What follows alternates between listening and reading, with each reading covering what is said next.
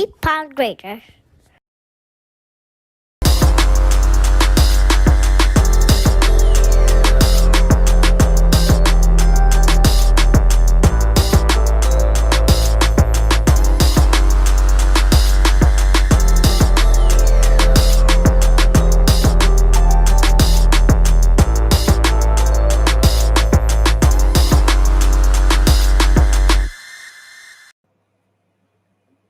No poor sound.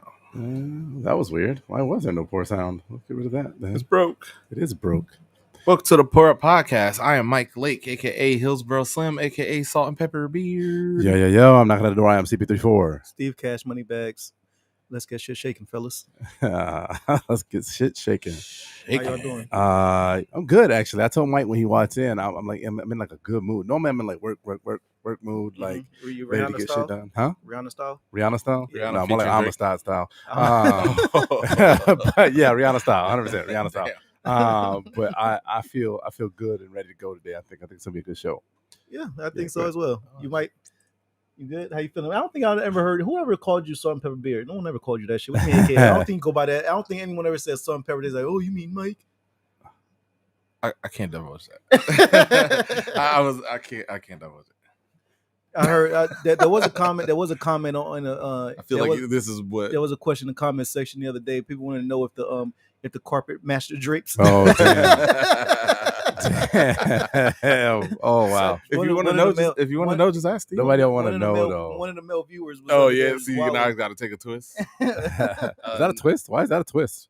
That is a male viewer. Well, he got to make it extra. The whole thing's a lie. I mean, you always talk about how you a big bear, you a bear and shit. Why is that like a twist? Yeah, that's true, Mike. That's pretty spot on. When I'm in my see bear, that you can say AK Bear. People haven't called you that. I rock with that.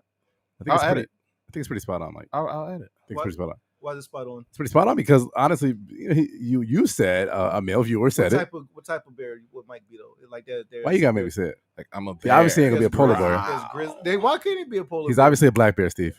I don't. Come on. There's polar. There's no. Actually, no. You're not a black bear. There's mountain bears. Are there mountain bears? Right? What was that bear in that movie with Leonardo DiCaprio? The Revenant Kodak bear? It was just a bear. The Revenant bear. Bubbaloo. Bubbaloo. Bubbaloo is. Baloo, you mean? Oh, Baloo. Baloo from I didn't get the thing. Here, whatever. Baloo from Tailspin. Yeah, like Baloo from Tailspin from Jungle Book, homie. No, that's So I think there's two. I think there's a Bubbaloo and a Baloo. No, there's two Baloos, and they sorry. So the Jungle Book. So the Jungle Book is the original classic telling of the Disney version of another tale. And Tailspin, if you look at all the characters, are just characters from the Jungle Book. They just borrowed the characters. They did. It was kind of dope though. Noticed that. It's like if the characters from Jungle Book evolved. Yeah, they had everything, and the Shere Khan was like this like big executive. They gotta run Tailspin back because I might have to too. This makes it a little doper. Still drop the little white boy in the jungle, and he's the only one out of all the black people that can talk to the animals. Though we lived there forever, he's the one that can talk to the animals only, he speaks great English in the jungle. What did you say he was? You said black. Well, obviously they got the Indian kid. He was like an Indian Mowgli. We're talking about Jungle Book now. Okay. But I'm sorry, I'm thinking about Tarzan. See, it's all kind of mixing. Yeah. Tarzan's the white dude. Everybody borrow. Yo, how about I saw something? I saw IG. There's it's an interracial couple, black dude, African dude and a white chick. I think she's German or something. What's she saying? Huh? She was safe. She was safe. She seemed safe. But their IG tag is me, Tarzan, and she Jane. Is that's I didn't quite know how to feel about that. No, I don't think that's that bad. If he would have called himself Donkey Kong and she was the white woman. What's the white woman name in Donkey Kong? The one when Princess Peach? Is that her name? In Donkey Kong? Yeah. Princess Peach. Or not to the Wild Cloud? Princess Toadstool. What's up? No, that's Mario. I'm talking about the real. When it switch, I'll tell you. I'm talking about you can keep talking. Oh, okay, sorry. I'm talking about the real. Blurry. It's blurry. Yeah. Why is it blurry? Why don't you change the resolution on your Why would you assume it's my phone? It's not your phone on YouTube. You have it probably set on low bandwidth settings. It's the same on the restream on my computer. That's why I checked. Oh, okay. I don't know how to fix that. Is it not the camera, the focus? I don't think it's the focus of the camera. Interesting. Nah, focus of the camera looks fine, but I can work on it if you give me a second. Keep talking. My quality is auto 1080p, brother. So yeah, I don't know how we got here on this bear shit. No, the carpets don't match. The nigga with 2020 trying to tell you. The carpets don't match the drapes. I manscape, and I'll add Baron to the repertoire. Salute to the LGBTQ community. That'll be my moniker. Even did you initiate a conversation about this man's genitals in this episode? Because from I didn't think that we would start off talking about Mike's areas. Well, we're here now. Welcome. Yeah, and yes, keep my gents in your mouth. But the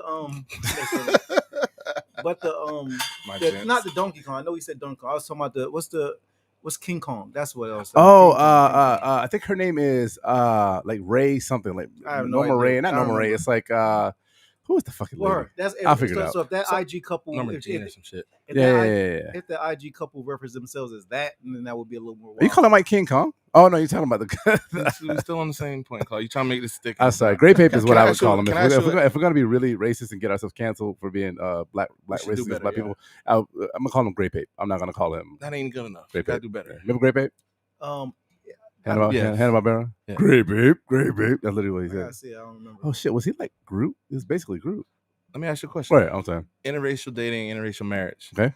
Is it like what you just talk about, the me Tarzan, he Jane? I don't know what that is. That's just it's just the connection, yeah. Me Tarzan, he Jane shit. Is there certain like faux pas things that y'all try to steer clear of? In my relationship, you mean? Yeah, because like even like me and my girl, we play around, and you know, when you're in a relationship, you joking and shit, you might roast each other. I feel like there's certain things that like me Tarzan, he Jane might be their thing, but how did it even come up? So I was just wondering, do we just steer clear of all the landmines? Are y'all comfortable enough to play with them, or I'm just her name was Vina Faye Ray, by the way, the original movie? in the movie, the original. They call her Vina. Well, I think it's the actress's name. I don't know what the. Oh no, I was looking for the character's name. The character name. No, I'm not having monkey dress up like with my wife. That's kind of a no. We're not doing that. Oh, that's not at all what I said. But I have a thing, and she's I'm not saying she's done this, and hopefully she's not watching right now. She's gonna be like, "Why are you talking about this on the air?" Is that I keep trying to get her to buy like superhero costumes. You know what I'm saying? Like I'm right now. I'm in the market for a good Captain Marvel outfit or like a Supergirl outfit. You know, because she's blonde. She's blonde. You know, I guess she could wear a wig though too. Wonder Woman. But no, what she said? Faux pas? No, I'm not. Yeah, probably. If she wanted me to dress up as a monkey, I'd be like, no, that's weird. I'm not even talking about just dress up, just commentary, jokes going back and forth, conversation, just kind of the gray area between y'all. Would you feel like it's like cannibalism if you put on like a monkey suit? I don't get it. Why would I feel like it's cannibalism? that I don't get. It's like I don't know, like just dressing up as like a monkey and a monkey. Like, you know, of just your own, like my own self, because I am a monkey. Is that what you're saying? Yo, this actually is a good precursor to our conversation next week. Steve obviously doesn't know about the topics until he actually gets here. We do that on purpose because his genuine reaction is always the best one. But I think we're going to talk next week about being black and the black experience and what is black. But we'll talk about that. Well, that'll be a next week thing. You want to know? But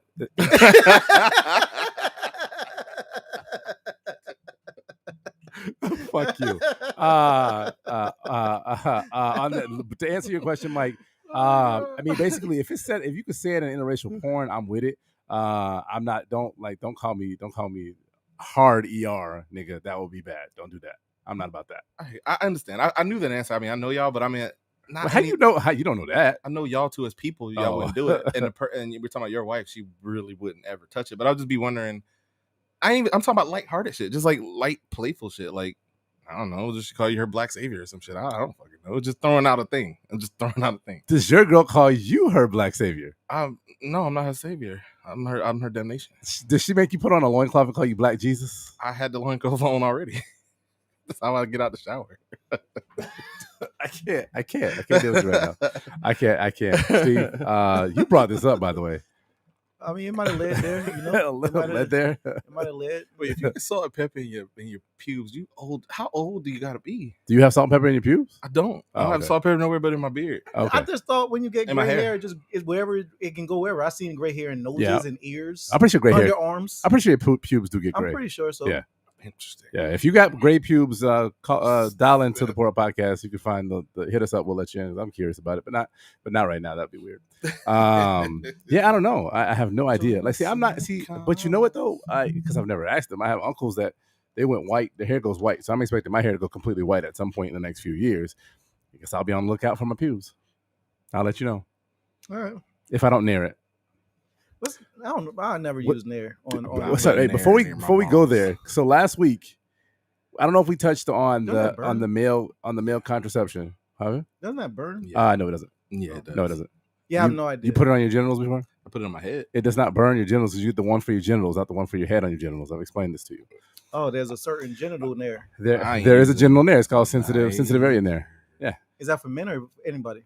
It's for, I mean, there's a woman on the actual box. It's like a female, but I use it. I'm not trying to baby smooth it either. If a woman can trim it low, but I ain't baby smoothing it. Baby smooth it. Fuck it. Mm-hmm. Baby smooth that shit. I ain't baby smoothing it. Why? I'm cool. Don't you want to be able to be slick in the water? I mean, I slide anyway. Hey, why do you slide in the water? Is it that natural? Is that natural evolution of skin? Because I'm smooth. Yeah. Yeah. Is that why Shamu can swim through the? I guess so. Yeah. Okay. Yeah, Apex Predator shit. I'm gonna get your shirt that says Apex Predator. I might make you do one. Do it in a killer whale font. A killer whale font. What's the killer whale font? I mean, like the black and white, like the play on it. What if I did it like with the SeaWorld, like the SeaWorld font, and just put Apex Predator on it? But it is an Apex Predator though, right? It's the Apex Predator. Yeah. I thought like lions were the Apex Predator, or like Velociraptors or some shit. Ah, good point. That's true. Fucking killer whales fuck up a lion. Eat great white sharks. They fuck with them. They like play with them. That's a good point. How the hell we get here? Fat jokes. You wanted to call him Shamu again. You've been trying to call me fat the whole episode. No, I haven't. We've been on the air for like 8 minutes, and I called you fat. It started with the bear shit. You try to make it stick with the whale shit. You've been on it. It's cool. First of all, when I was talking about the bear shit, I was talking about the gay stuff, not an actual bear. Production note. Last week we were talking about contraception, and I don't know if we ever brought up the male. Did we ever talk about? Are you going to take the male pill?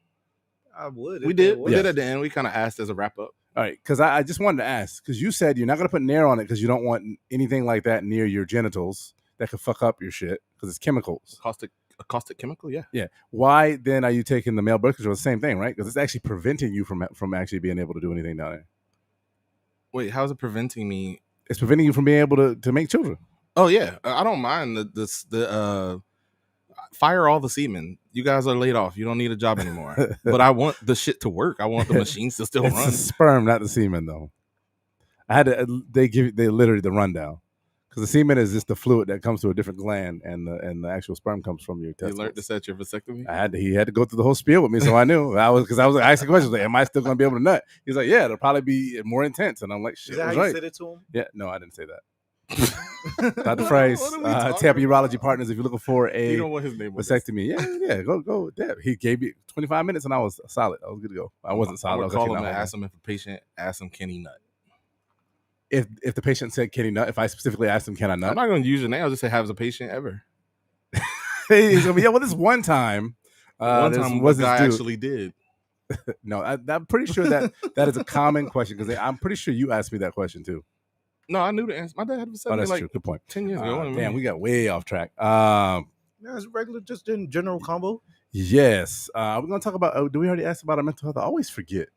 I said I'm feeling good despite my week. I guess that's my. Are these my headphones or no? No. Yeah. It must not mean the sound. It keep going like in and out. Oh, for you? Shit. Yeah, I don't like know. a cord. Well, I don't know. Think it's good now. Right now, it just clicked back in and it's just going. Because I'm touching stuff. Sorry, my bad. All right, it just throwing me off and doing the whole time. I'm trying to figure out what the hell's happening. That was me. I apologize. See, I'm just fucking up all over the place today. That means it's gonna be a good episode. Yeah, absolutely. Y'all talk about your mental health. If you want to do it real quick, I forgot to get a chaser, so I got to get a chaser real quick. You need anything? Anybody need a chaser? We need the ice thing. Good point. Yeah, and I guess whatever. What you grabbing, Claude? You grabbing a banana cognac, bitch. You look like a ginger type of guy. Yeah, there we go. A ginger ale type of guy. There's a joke in this, but I'm gonna leave it on. Man, don't hold back your jokes, Mike. No, I won't get nobody in trouble. That's a good one. What Claude's gotten in? Yeah, what type of time? Claude, what I do? He said, I forgot the joke. I said, don't hold. Oh, don't hold back now. He Don't can't hold wait your to get- jokes back now because your mama didn't when she had you. Is what Claude said. Claude from happy Third as hell Parent. right now. He wanted that shit repeated. Yeah, He wanted his make work su- repeated. Make sure it gets on air. Make sure you stand into the mic. Say it right. You gotta say it like I would Say it to Mike in the mic. How come we really want that? Wait, what you think? If you had to take a guess, like what got in the Claude? How come he's in such a great mood today? Like I don't know. Because he wrote a good joke about me or something. I'm sure He wrote one. He got a good Photoshop or something planned. It does make me kind of think that I'm on my toes a little bit That's now. what, that's Claude what is brings kind of him making me a joy. little bit nervous. Like he's just in such a good mood. Like I don't know. He got something planned for this episode. No, I'm good. That's what brings him joy. It's like, how could I get these guys today to make me feel better? How can I get you guys to? You think I'm the type of person that would like cut somebody down to make myself feel better? Yes. We watch you do it every week. No, it's not why I do it. I'm not the type of person that's gonna cut y'all down. It doesn't make me feel better. It makes everybody feel better. We watch. You're a man of the people. I am a man of the people. Yeah, I do this. I do this for everyone. I do this for y'all. This is for y'all. Absolutely. What type of drink are you? What do you have, Claude? I am drinking some. What is the opposite of reposado? Blanco. Silver. Yeah. Blanco. Same thing as you. Milagro Blanco. You fuck with it? You like Tequila. it? I love it actually. This is kind of one of my favorite ones. I didn't discover it until I was actually going to. Where the hell was I going? It wasn't Mexico. It was somewhere, and they had a duty-free shop, and I bought it. Costa Rica. I was in Costa Rica, and I was like, "Oh, I've never had this before. Let me try this shit." And to me, it's the best tequila. I know everybody likes Casamigos. I know everybody likes what's the other big one? Casamigo reminds me of like it's just like it's the name. Almost like Yeah. when Patron hit, everyone jumped on just like Henny. Like it's cool. Somebody said it in a song, and everybody was like, "I'm gonna order Right. that shit." Like Because and I'm- Terramana is pretty good. And it's yeah, I like the Rocks tequila. It's pretty good. I fuck with it. But I like now I don't want to say that shit. I was gonna say I like most tequila. That ain't true. But I There's a lot prefer of bad to have tequila more than any other drink these days. Yeah, me too. Good for you. It's good for your like. It's healthier too. Supposedly, it's good Mhm. for your digestion and all that stuff too. So, Right. So in just tequila. Yeah. Just not enough to kill you. well, I mean, somebody the doctor was like, yeah, it's actually really good for your digestion just because it usually makes you shit your pants, but that's only if you have too much. I never had like that experience with it. You never drank so much that you shit your pants? No. Me either. Yeah. Me either. I try to stay away. I try to stay away from things like that. Are we gonna move into the next segment yet? Are we done Me shooting the shit? neither. Yeah. Me neither. I never have either. Yeah, I Damn, try to dog, stay. you wild. That's why I don't like playing. See, you know what's crazy? Florida State Claude is a wild. Yeah, we was playing Never Have I Ever at the Red October album listening party. If y'all haven't actually checked out Supreme's Red October, you're missing out. Some great tracks on there. My favorite is Get Up, but definitely get out there and check that out. But we were at a listening party. We actually did a live at a listening party. If you haven't watched it, interviewed Davi Rolando. We'll talk about that a little bit later in the show. And at the end, Brown Liquor Fridays was on there, and she's played Never Had I Ever with You and I. Mhm. And I was kind of like, I kind of egged it on, but then once she started talking, I was like, nah, maybe I probably shouldn't do this because I'm gonna be fucked up because it's not a whole lot that I haven't done. And women been drinking your ass under the table, Claude. Women have been drinking me on the table. Yeah, Are y'all two repeated everything included? I said. Well, sure, if you deem us women already today. I wasn't in that one. I'm gonna run out soon. I was politicking. I'm gonna in run the out too. I'm using it. I'm using it all up front. I'm gonna definitely run out too. Nah, but yeah, like when we had Ari on, she kind of smoked you a little bit. She definitely smoked you. Brown Liquor Fridays kind of smoked you a little First bit. of all, I AD, y'all talking about AD? Yeah. AD smoked all three of us. She was out here having us taking shots of like all kinds of stuff. If Yeah, you we was remember or chilling. not, she was I'm I'm not pretty really sure really upset. She was like, he's not drunk yet. As she's AD, lit. if you're watching this, definitely go on there and like correct them because I'm pretty sure we were all taking correct. shots. I was sober as hell. We were all taking. Well, okay. We all you were Claude, You were White Claude. Yeah, but I usually drink. that's when you get in White Claude mode. Yeah, that's Like when Preem's you joke get in for White record. Claude, that like you become a different type of animal. White Claude. I'm not drinking any White Claw right now. I They didn't know. debuted at the Tampa Night Market. But whenever that's White Claw, but that White Claw turns you into White Claude. White Oh Claude. god, That's what we're saying. Oh, This there should be White a Claw. character in the skit. White Clawed. But we should put like the white paint on you when you get into your white Is bag. it cool? Can it be a white face? Why not? I don't know. It's kind of you know what's crazy. I don't know if we're trying this, but we're definitely talking about a lot of cancel worthy stuff in our shows about We trying to get trying to canceled. cancel. No, I mean I don't think we can get canceled. I don't think it's. Yeah, that's some probably early could. parts where Steve was pushing the limits. Yeah. That's a dope hat, Mike. Is that new? Nah, this last year's soldier That's shit. dope. Salute the troops. yeah, salute troops. November, Um, but not the NFL, just the troops. I'm ready to move on, y'all. let's run your graphic real quick, Steve.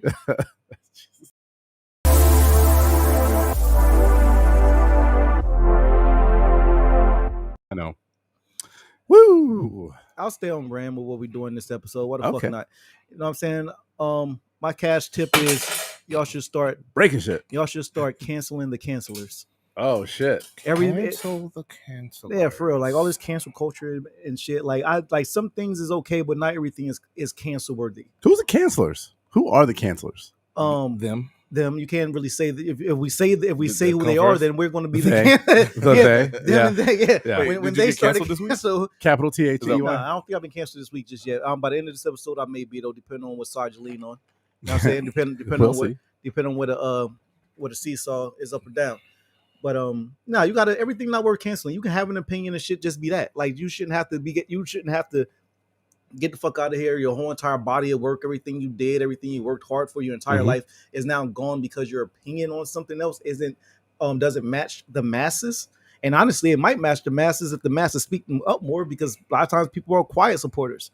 You know, like everyone said, there's other people that feel exactly how you feel, and actually, for a fact, you never, whatever you thoughts you have, however you feel, you're not the only one that you're not the only one that feel that way or have thought that. There's plenty more like you. I promise. There's 100 more just as wild as you. They just aren't as vocal. So you're going to be looked at as crazy and the pushbacker or whatever you want to call them. You're going to look like you're the one that doesn't conform. But at the end of the day, honestly, 100 people and more. When I say 100, I mean like multiply that by like 10. Like 100 people, they just as wild as you. 1,000? And or 12. You keep going up then. Whatever, you can multiply them. 12,000. Exactly. That's a lot of people though. But yeah, so it's going to be people that cult follow, just like cult following. So I'm saying, as wild as some shit sound, you know what I'm saying? Yeah. You can find followers that be like, yeah, I fuck with it. Yeah. No matter what it is. You can start a worship thing about a top on a bottle. I guarantee you, somewhere in the world, there are multiple bottle top cap collectors, and like they will rock with you. They're like, yeah, I got this cool top from whatever the case is. It does something to them. I guarantee, as well as crazy that may sound, I promise you, you got your tribe out there. So just because someone has a different view or opinion on you, that don't mean you can cancel them. You know they're trying to get Dave Chappelle out of here for the joke he gave. Yeah, I did want to talk about that a little bit we later. can do it. We can do that a little bit later. Yeah, so absolutely. shit like that, like first off, it ain't gonna work. You're not finna cancel Dave. That's not gonna happen. And especially just for that one joke alone. And his ass was fucking right about the joke, which we'll get into later if we're going that route.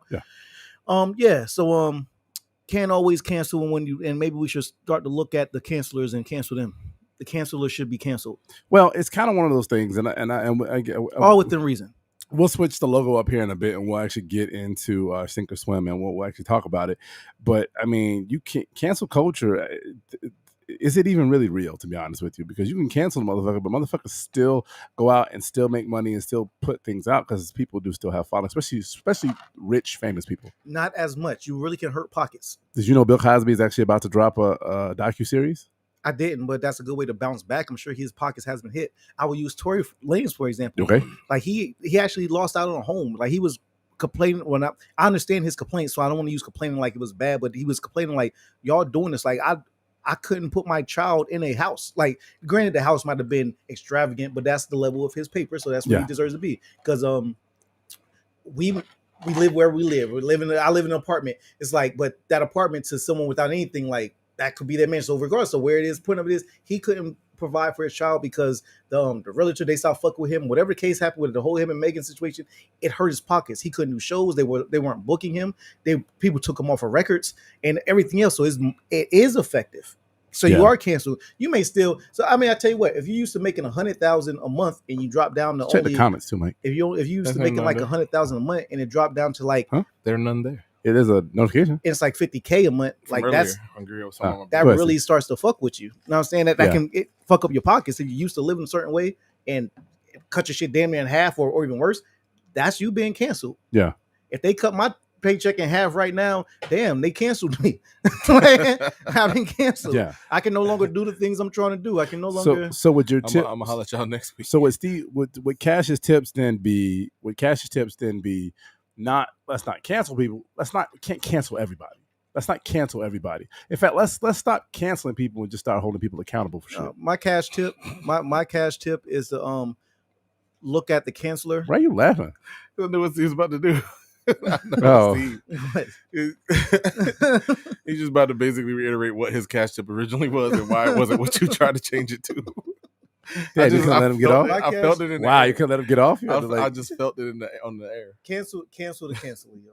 That's it. Okay. My cash tip is cancel the canceler. Cancel the canceler. Cancel the canceler. So if you cancel somebody and they cancel you, Aren't you canceling? Both the It's a cancel. It's like a cancel circle. See, my brother, you try to cancel me, then I cancel I'm you. giving you a camera for that. Then we both end up canceled. Buy a bean pie. Oh, why they gotta be Muslim? Those dudes will be preaching on the Those are the people that eat But bean I pies? yeah, bean pies, the Muslims. I be thinking of I like, said, are they the only people? Because I seen you whip up a green bean casserole. I've never eaten a bean pie a day in my life. I said green bean casserole. I have never whipped up a green bean casserole a day in my life. I seen that look before. It's the nastiest shit ever. You look like Mike's you want to girl whip up one. like that's Mike's girl should be. I rock with some green bean casserole. Nasty. Why would you put slimy shit on your green bean? Anyhow, I don't want to get into it. It's cream and mushroom. Yeah, I made that noise. Go ahead.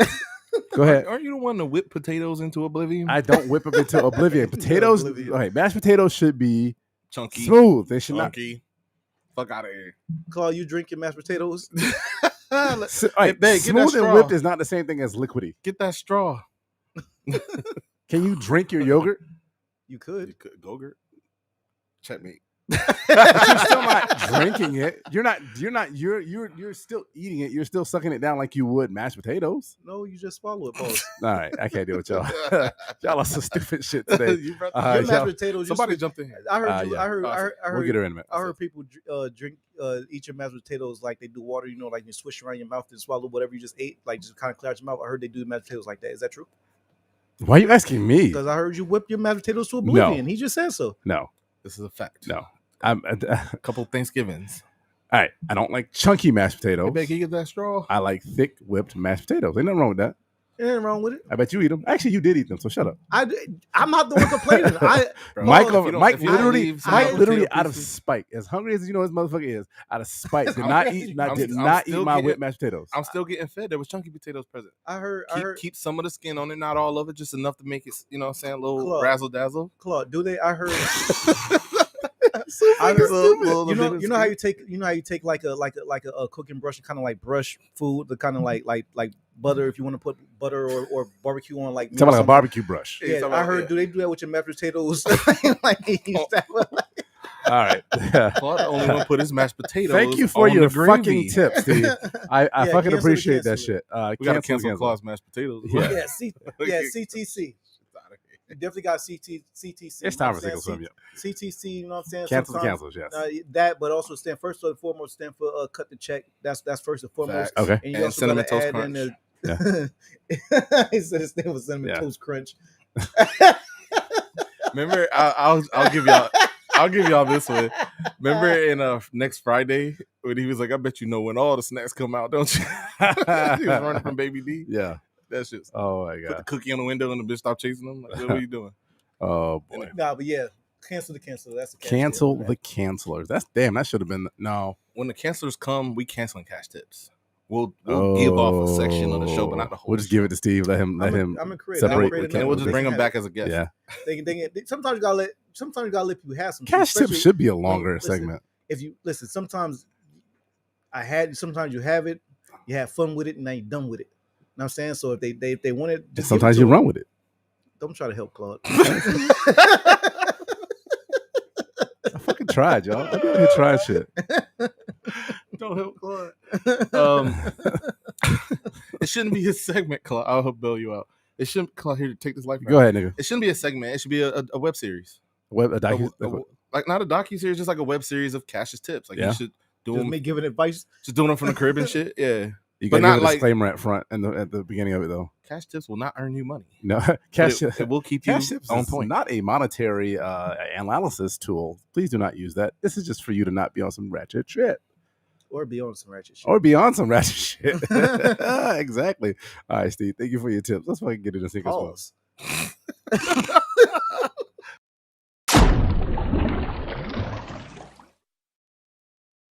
What? It was floaties. Two rafts, two floaties? Yeah.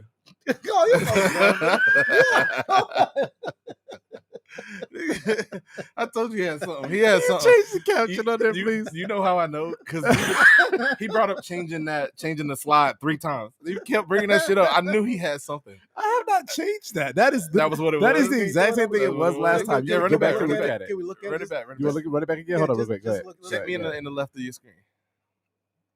This ain't it. Oh, that ain't it. Sorry, that's our title. Sorry, go ahead.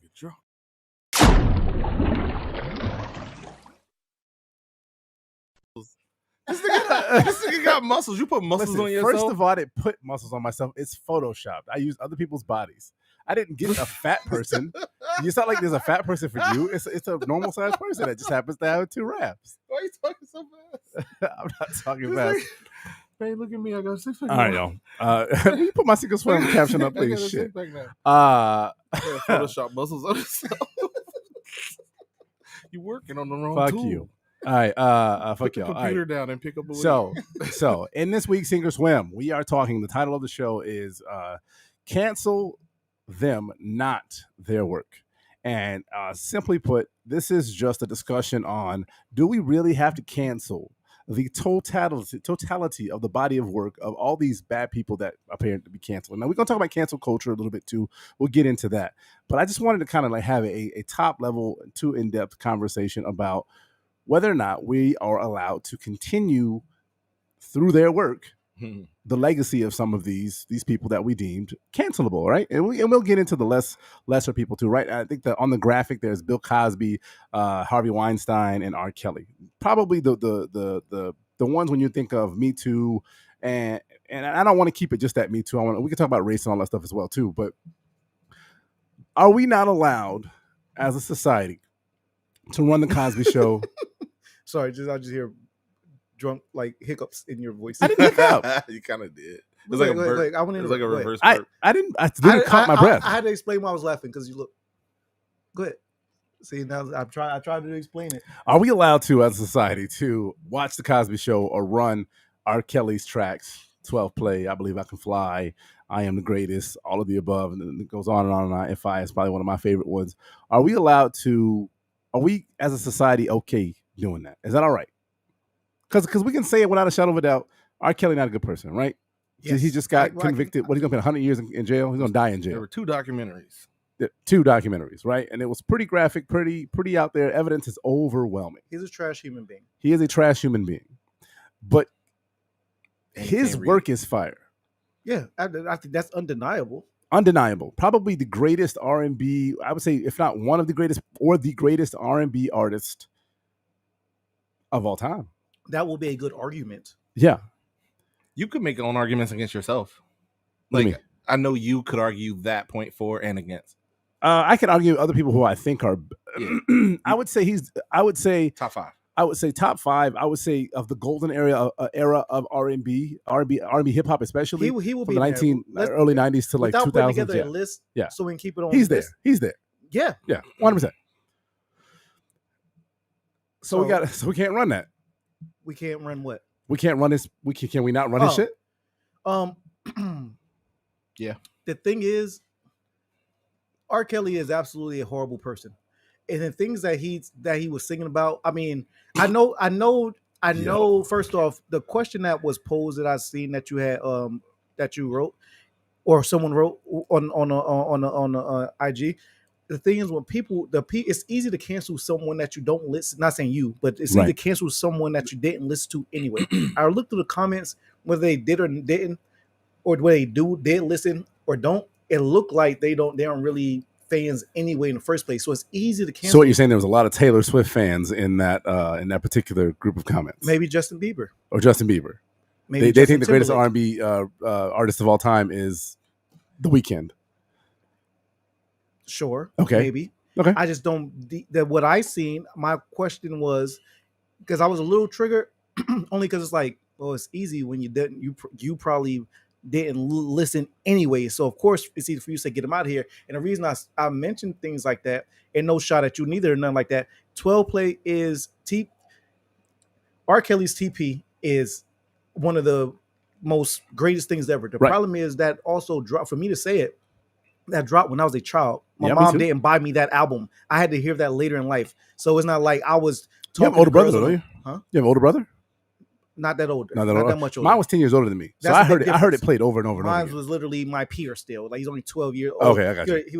He was 12 years older than you? 10 years older. Oh. 10 years older, not 12. No. But yeah, so it's like for anyway. So what was the fake deacon? Mr. Jenkins, Mr. Johnson, James. Mr. James. Mr. James is a deacon now? He wasn't a deacon before. He was a deacon. He was just a No, nice y'all man. had it wrong. I want to get off topic, but Mr. James was a deacon. He was just doing some dicking. Oh, That's the Mr. we Dickens. mispronounced Dickin. Yeah, it was a Mr. Dickin. I don't want to do that to Miss. All right, okay. I ain't saying that's what I'm just saying everyone know Mr. Okay, James. okay. And I Mr. James. I stopped you from your. whether you're deacon or not, he definitely do some dicking. I derailed TC. Finish your point. I used to do this to teachers in school too. Yeah, take that. I'm sure you were well liked. Oh, loved. Yeah. Yeah. Okay. Just like in our friend group, everyone loves me. We'll have to take a survey. So it's easy to cancel someone you didn't listen to anyway. Like whenever I would give an example, someone be like, "Oh yeah, I like Jay-Z. My favorite song is Big Pimpin'." Like, no, you named one of his biggest records ever. Just like naming R. Kelly's 12 Play. Like, yeah, that was a big body of work. Yeah. But also, it's the Chocolate Factory. Yep. That like. Chocolate Factory. Trapped in the Closet alone is one of the greatest things. Plenty of other things. So when you, not you, but when someone named that and be like, yeah, we should get him out of here. 12 Play. Like, first off, you was like Trapped. 4. I put 12 Play on there. That's the first one I remember. I said not for you, but if you can, the canceller. If you read along, you can kind of see the cancelers is like you're not a fan anyway. Right. So it's easy for you to be like, get him out of here. It's easy for me to say, get Harvey Weinstein out of there. You know what I'm saying? It's easy for me to say, even though he should be out of there from his work. But anyways, like if you never benefited, I personally have. R. Kelly has helped me achieve. Yeah. Okay. He made me believe I can fly. Okay. Because I flew. Okay. You know what I'm saying? So after, but finding out what he did, separating the man from the music. I guess the question is, can you separate the man from the music? Yep. Yeah. Because I get it. The certain songs he was, Seems Like She's Ready. You know what I'm saying? Like, that's just wow in hindsight. But when I'm a child, when I'm a kid myself, literally just hearing music, I don't hear it. Like, I'm not putting that together. You don't even know the context. I don't. So all I know is that's just until you clap cheeks. You can't. But here's my to me, it seemed like she ready at that time. I didn't think an underage, like she's of age to go or whatever. To me, I just thought like she was down to go. Like it was like she was ready. Not go like right. Like she was ready for whatever was going to happen, but not the age gap. Meaning like I'm 30 and then like he's 30 and then she's 14. But it seemed like that's wild as fuck. Here's the interesting thing about it because I like when I was talking about R. Kelly initially, and I haven't bumped anything. Get your hand out of there. You can put it down. I don't give a shit. You're gonna smash my head. I'm thinking there's so many tracks, and a lot of his early shit is basically sexual in nature. Let's get to that track. And I can definitely run. I feel like there's some things that I hear and I'm like, damn, that's the fire track. But also in my brain, I'm like, damn, is he talking about an underage female? You know what I'm saying? Because we can say age ain't nothing but a number. We can say 12 Play. We can say who's saying that? Agent. Aaliyah. Well, what did she say? She's saying probably who helped her do that. R. Kelly. Yeah. So you see what I'm saying? Yeah. But when you think about all of his the sexual nature of all of his songs, you have to think of, well, who is he talking to? And I think that was I don't have a problem with this. Remember, there was a time, was it Frank Ocean? Yeah. People were like, I have a hard time with Frank Ocean. Straight man, I have a hard time with Frank Ocean because no, I don't care. I don't care. Did you when Frank Ocean was bopping? Like some of his songs be Frank Ocean fan. Yeah, same here. But I think, Frank Ocean I had no problem with. But in my brain, because I had no problem with being gay, I have a problem with somebody being a pedophile. So when I'm listening to some of his songs, I'm like, well, fuck, he's talking about sex. Is he talking about fucking a child?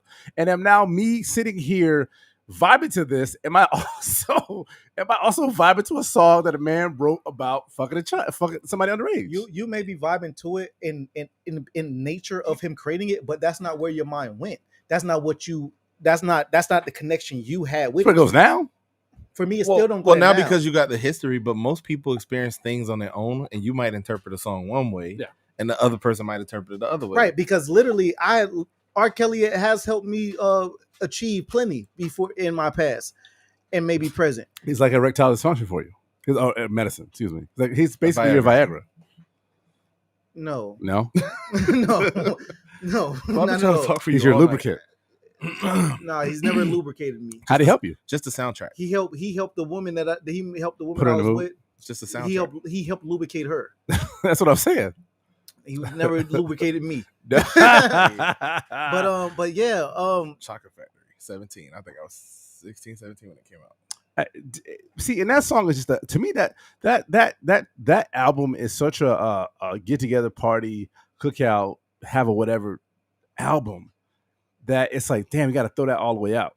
But again, it's so for me when I'm saying so I get what you're saying when you're talking about this 12 play, all of those, even from a child hearing it, my brother, and then being older, smash for the first time, still hearing it. You know, R. Kelly's not a convicted pedophile cultist at that point yet. Up until that point, up until like, yep, the documentaries and shit coming out. I mean, even up until the P thing, because it's still unsubstantiated. We're making jokes about it. You know what I'm saying? So people's not really, he's not going to court for that shit yet. So up until that point, I'm still okay with it. We're getting to now, he's convicted. He's in jail. He's going to be in jail for 100 years. And other people are coming out against him. I'm like, well, fuck. Now, when I listen to his songs that are of a sexual nature, which is most of them, yeah, you know what I'm saying? The bump and grind, you know, that's a fire track. But again, who is he talking about when he's writing that and when he's singing that? Who? Because artists are not just, it's not coming from nowhere. It always comes from the heart and experience, right? So I'm like, who is he thinking about when he's singing that song? And am I now too implicated in something off? It's like he's tainted it for me.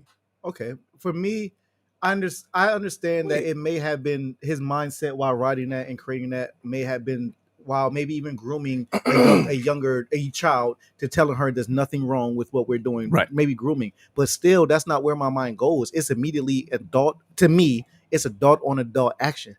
If I'm running it, mind you, right. I haven't ran R. Kelly. Not because of this for no reason. It just hasn't really been a situation for me to have ran it. But it does suck if I start to think like, damn, like talk about it right now. I'm thinking of all the slaps his ass got. Like, that's some fire. Like, really. Fire. Steve, Mike, did you pull up the tracks? You pulled up all the tracks? Oh, I totally got distracted with some other shit. So as I'm thinking about certain records, it's just like, well, damn, like I could run them shits while I'm riding back home today. But the thing is like, damn, do I gotta feel guilty for it though? Yeah. Because I mean, think of how much other things we let slide that we don't feel guilty for. So and I want to be clear. I'm not saying you should feel guilty about it. I'm just saying my mindset when I'm thinking about it is the optics, right? So the optics, the subtext. You know what I'm saying? When I'm listening to his shit, I'm being very cerebral about it, right?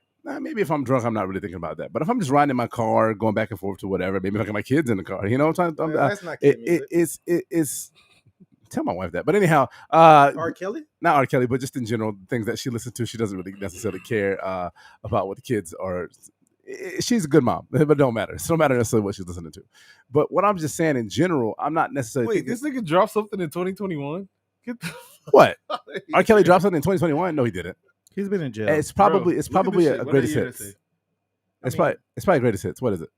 I don't know. No Problems 2021, September 28th. He also has a team when he's locked up. Yeah. It could be old shit that's been recorded. Track that could have been recorded. Right. Like there's no way. But just again, my thought pattern is not saying cancel the body of work because when I think about I Believe I Can Fly, I Am the Greatest. He has so many other tracks that are not necessarily as sexual in nature. It's uplifting. It's fun. Step in the Name of Love. There's so many things there that aren't necessarily that. So I'm probably going to run those before I run 12 Play, Bump and Grind. Just because in my brain, it's going to take me to the damn R. Kelly's a pedophile. Yeah, I understand. I think unconsciously, I think maybe my brain might be canceling the music, even though I necessarily. But like I said, if I'm out, I'll tell a funny story that Mike doesn't have to get off. I'll tell he was there. I basically got kicked out of the bar because I didn't know where he was going with that. I wasn't going to co-sign until I knew. I got kicked out of the bar because I was just joking. I wasn't mad. I wasn't upset or anything. Michael said I was upset. I don't. You were think I not was upset. All right, thank you. We were out at the bar, Denton's Bar and Grill, Irish Pub. Excuse me, Bar and Grill. Where were you? Put them there. I don't know. Someplace I made up. We were out there and you were drunk. It was like last call. It was almost last call. It was like maybe a quarter till 3 or maybe 2:30. And DJ's like, last song, whatever. It's the last song, last call, whatever. And Bump and Grind comes in. And now, granted, I'm so when it comes to old school R&B, especially, or old school music in general, within the first milliseconds, I know what song it is. Mm-hmm. So, bump and grind, my mind, you know what I'm saying? Like that first like decibel, I'm like, okay, I know what this song is. And I'm like, yo, yo, yo, yo, yo. And I'm like, kind of like joking. I'm drunk too. And that's probably why I got kicked out, because I'm more drunk and big.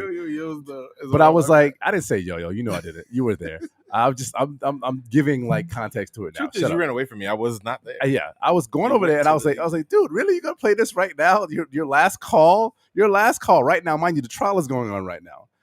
At that time, still, he's in jail, and I'm like, you're legit gonna play Bump and Grind by R. Kelly right now as the last call song when people are probably about to go somewhere and like leave and stuff like that. I'm just like, the optics are bad. And I was just like, it's a bad optics. And I thought it was kind of funny, but I think in general, and no one else did. Nobody gave a fuck. No one else thought it was funny and they got you kicked out. Mike thought it was hilarious. I'm like IG living it. He's right on the other side. Because you was in a full Nelson man drug out the bar. No, I was not drug out the bar. I've never been drug out of a bar. Yes, was in the yoke. Yeah, no. Maybe one time. I got drug but I was a lot skinnier back then. You was in a yoke being drugged the fuck out. Feet just dragging, the heels dragging, dirtying up your Vans and shit. My Vans. Oh man. You ever been in a yoke with your heels dug in? What? Yeah. Nothing. Anyhow, so that's my story. Mike, did you have something to say on it? Can we bring it back to? I don't know where we at with it, but I think in the overall, it's interesting that you draw the divide at how the music makes you feel. How cerebral you are with it. I'll tell you this: if I'm in the midst of some cheeks or something, then R. Kelly go on. I'm not like, hold on, man. Let's talk about your choices in life. What you're not doing, but that's like, you're not like Golden Girls come on the TV. You're not turning off Blanche and fucking Rose and all them. Hell no, that's not going to make you get a hard on either. But you're not turning it off. You know what I'm saying? Me too. Nick at Night always rolls on and shit still on. You be listening to fucking George Lopez show, fucking my wife and kids. You be like, what the fuck is on the TV right now? Way too attentive to the TV, bro. I hear, but this is why also too I don't listen to music when I have sex, because I hear shit. I hear a song and I be want to sing that motherfucker. So yeah. One, never mind. I ain't gonna say it. You gonna say 100? 100. do we have somebody who came in earlier? I heard you say something. She just showed up on the screen. Who is that? Hey, Lola. Lola. Hey, Lola. Can't hear you. What, eating? Oh, she said, hold on. Oh, let me get you off. Take her off the screen. I thought she was saying like bring me in. I ain't know. Lola, put up a thumbs up, and whenever you're ready for us, we'll get you back in. I want to hear your thought pattern on. It's an interesting divide. I think I can separate the majority of people, artists or talent I consume, from the work that they provide, because their work, it's a slippery slope with music. But I like to go back to the Kobe convo, where Kobe was a blacklist name at one point, and I was like, Nike can cancel, everybody can cancel, McDonald's, everybody jump ship. He's still wearing a Laker jersey, and I need those points. We need them points, and we got some chips during that time. Do you think that do you think athletes are immune? I think they're virtually immune. As long as they can keep playing. I think they're virtually immune from cancellation from anything they do wrong or bad. I mean, Cap got canceled for standing up for something. If it's not so bad that you can't play no more, or they don't deem you toxic, for instance, Ray Rice was back. Roethlisberger still plays. Okay. Winston, during the time, I'm not saying he did it, but during the time college as well, when it was in question, he still played. He stood out one game in college. I think most people can say, if you're here to do a job for me, do the job, and I'm not asking too much about your background. Although sports people double as celebrities is kind of what the question is. Yeah. Where Kobe shooting the ball has nothing to do with his internal thought process. So when you say R. Kelly, Kells is writing songs about shit he really feeling, then you have to question the message. And I say, but you know what I mean? Like, some of them shits is still rock. They still go. Depending on your age group, that might have been it. Like, if it's like backfilling, and we heard one of our artists now saying, like, back then he was doing some wild shit behind the scenes. You'd be like, but I lived through whatever it was. Say like 50 Cent. If we heard 50 Cent was a woman beater, like, I disagree with woman beaters and I wouldn't let it happen around me if I could stop it. Then you say, but your favorite artist did it. And it's like, yeah, but many men still goes. I'll give an example. Chris Brown. Chris Brown is a good example. Quintessential example. Chris Brown is confirmed whoop a female's ass. Confirmed. He was canceled for what, 3 seconds? The CB stands for confirmed beater. Oh, man. Confirmed beater. There you go. I'll even say the CP. Never mind. I'm not gonna say. You make up something. Is Lola ready? Lola, you ready yet, baby? She's still eating, She's but still she's eating? stuff. Whatever you're eating, get. She's chomping on it. She's saying something. I don't know what she's saying. We can't hear her anyway. She's peacey. She says, "Yes, she's ready," but we still can't hear her. Oh, nope. Can't hear you. Bum, Bum, bum, bum, bum.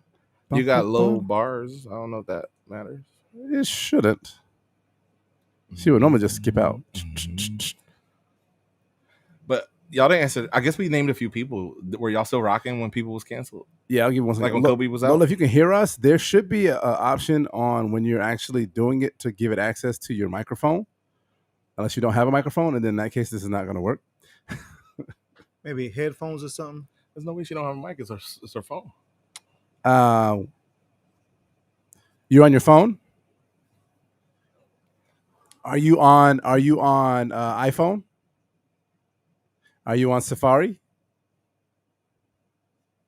Okay. Mike, troubleshoot that. What was your question? Of the people we named, who was canceled and who you still rocking with? Or is it too I don't soon? think Kobe was ever canceled. They tried to. Canceled his ass. Yeah, they go out and come in. The sponsors definitely canceled him. Oh, okay, so he lost sponsorships. Can we hear it now? He wasn't canceled in the general public eye because, like Claude was saying, are sports figures immune? I think sport figures are immune. I don't think so. I'm sure people have lost. I can't think Kobe right now, was. right off the top. I'm sure plenty Let's of see if we can sports. get a mandate. I'm sure Kaepernick has been dropped. He was dropped when just because if it hurts your brain, you kind of just get away from it. Cap is still dropped. Well, I think he's back. I think he was endorsed by Nike back. I mean, by the NFL. Oh yeah, but I'm saying from other endorsements. Oh yeah, he's swung back. Yeah, so there's a lot of shit. I think sports players are immune, and I will stand on that because there's so many that we have. I mean, who? Oh, there she is. I heard her pop in. Can y'all hear me now or no? Now, welcome to the podcast. Yes. Turn your phone to the side. Can you hear us? Like this? Yep. Oh, Other way. this. Like this. Your phone is broken. No, you gotta take Auto lock on the Y'all, I'm You have dumb. on there? She can Like do it. this? There you go. Okay. Oh, Can't I did it. have it Hey, y'all. Hey, welcome to the Poor Podcast. Have you been listening? Yes, been- I was listening the whole time, but I was making dinner and I looked crazy. So, Oh, what were you making? I you made. gotta Oh, guess. I was You making gotta mashed potatoes. I know y'all was talking about the mashed potatoes. Hold on. I make mashed potatoes. Wait. Let us guess the rest though. Yeah, why you Claude, yours was a tip with the mashed potatoes. Claude, what type of So, all right. So, when you make your mashed potatoes, are they lumpy or are they smooth? You missed what the hell, Steve. They're like lumpy smooth. They're not like real lumpy, but they're not like super smooth. I got like little tiny chunks of potatoes I mean, that's sometimes. cool. Like, you know, because I mash it with a fork, you know, like I'm old school. So I be mashing mine with a fork like my mom used to do it. That's how I mash my potatoes. So then, you know, and then I add my milk, my butter, make my whole thing.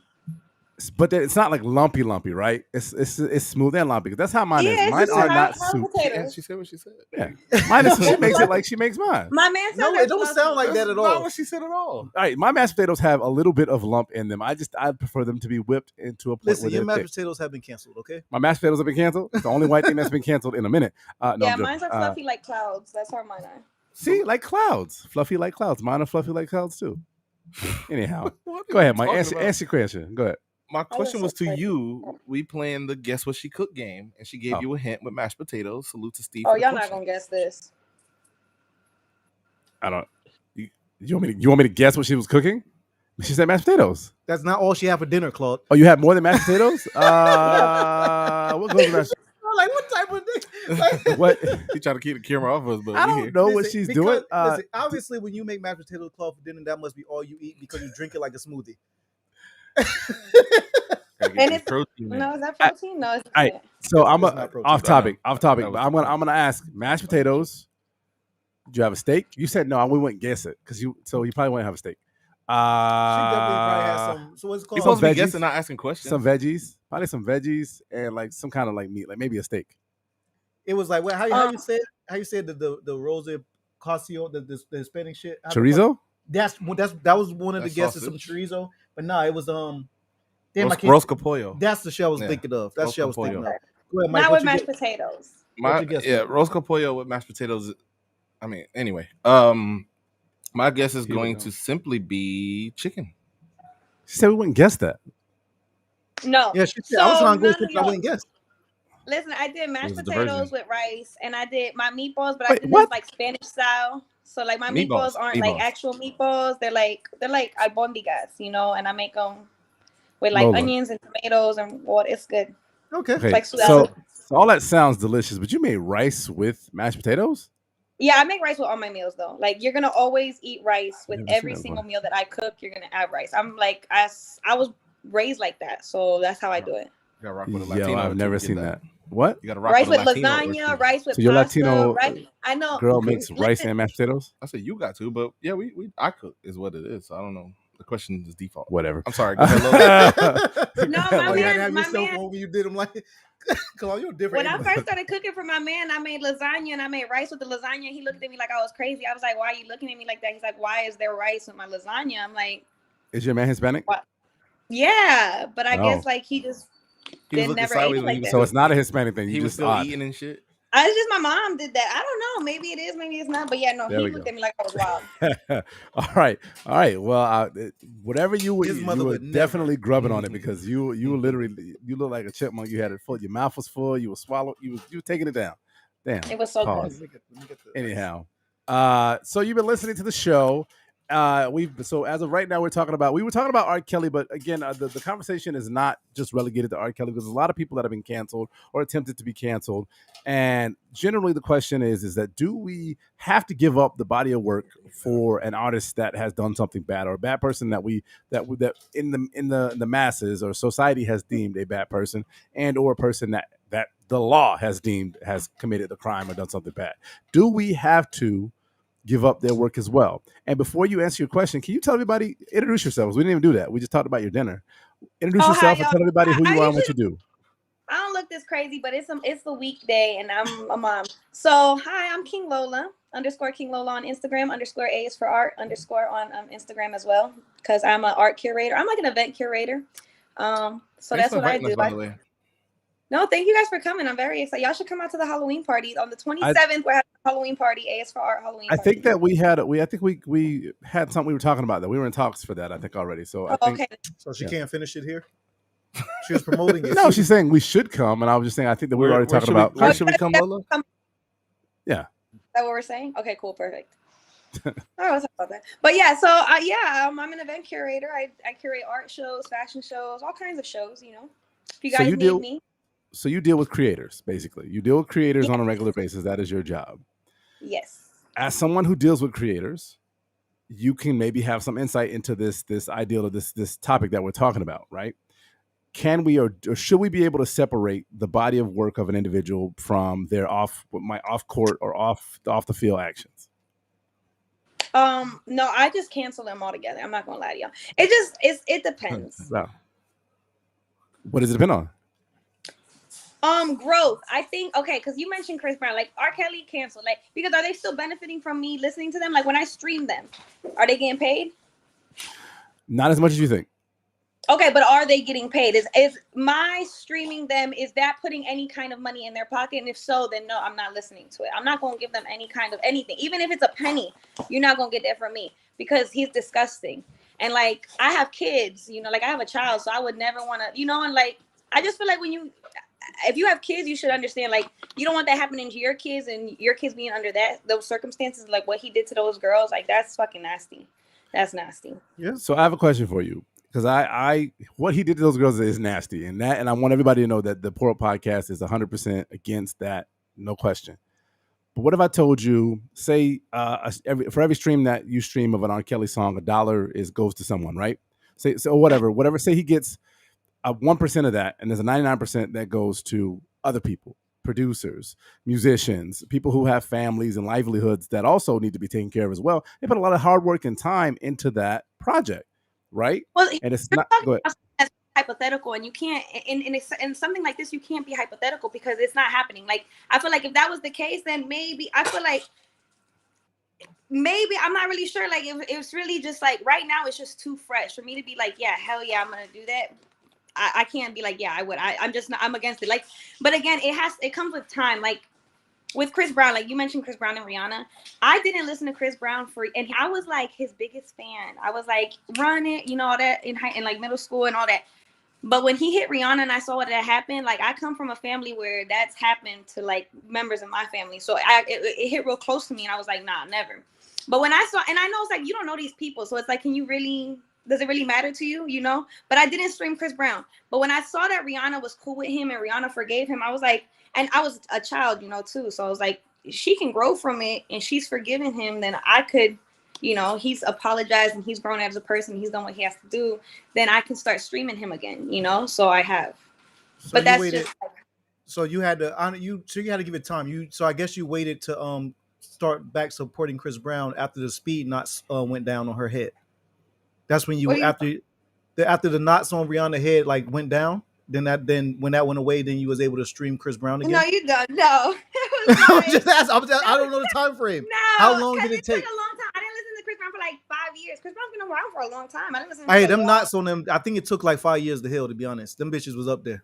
Yeah, they was really bad. Oh my God. But when she forgave him, I was like, she's so big. If she could do that, you know, the family members, you know, and my family, they're forgiven. So I'm like, you know, I don't even know the person. So, but with something like R. Kelly, I just feel like.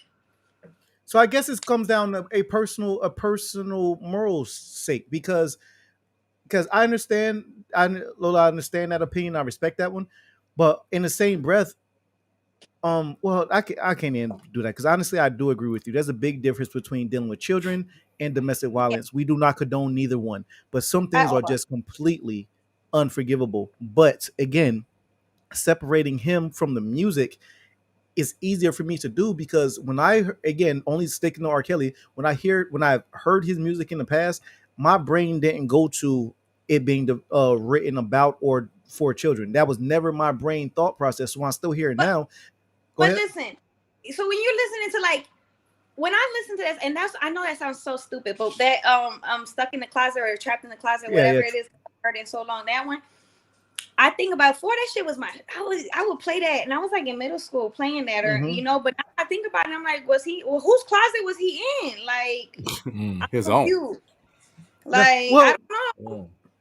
Well, that name alone, the name alone, it kind of like you can add mysteriousness to it by thinking like, okay, the closet is more metaphor for like his personal life. But honestly, to answer your question, who closet was he trapped in? It was the closet of the visual he gave us. It went from being trapped. It started off like him. He didn't know the woman had a husband and he came home, so he literally jumped in her closet to hide. Like that's what the first one was about. Okay, but that's what your video is. But now that you know what you know, can you still be like, yeah, that's exactly what it's about? Well, that raises the question. You know now? Can you say that? To answer you, yes, you can still say that. Really? I believe. Yes, the reason is because it started off not that what it was about. I believe he spoke on it as well, but I'll just speak on what I believe. When he first made the first Trapped in the Closet, I didn't think he knew it would take off the way it took off. And then Dean started creating a series and it became his whole thing and it became its own entity and it's something else. So after we found out in hindsight, when we found out what R. Kelly is about in real life, he's a trash human being. Now we have the opportunity to be like, wait a minute, that Trapped in the Closet, that was about something else. It was about.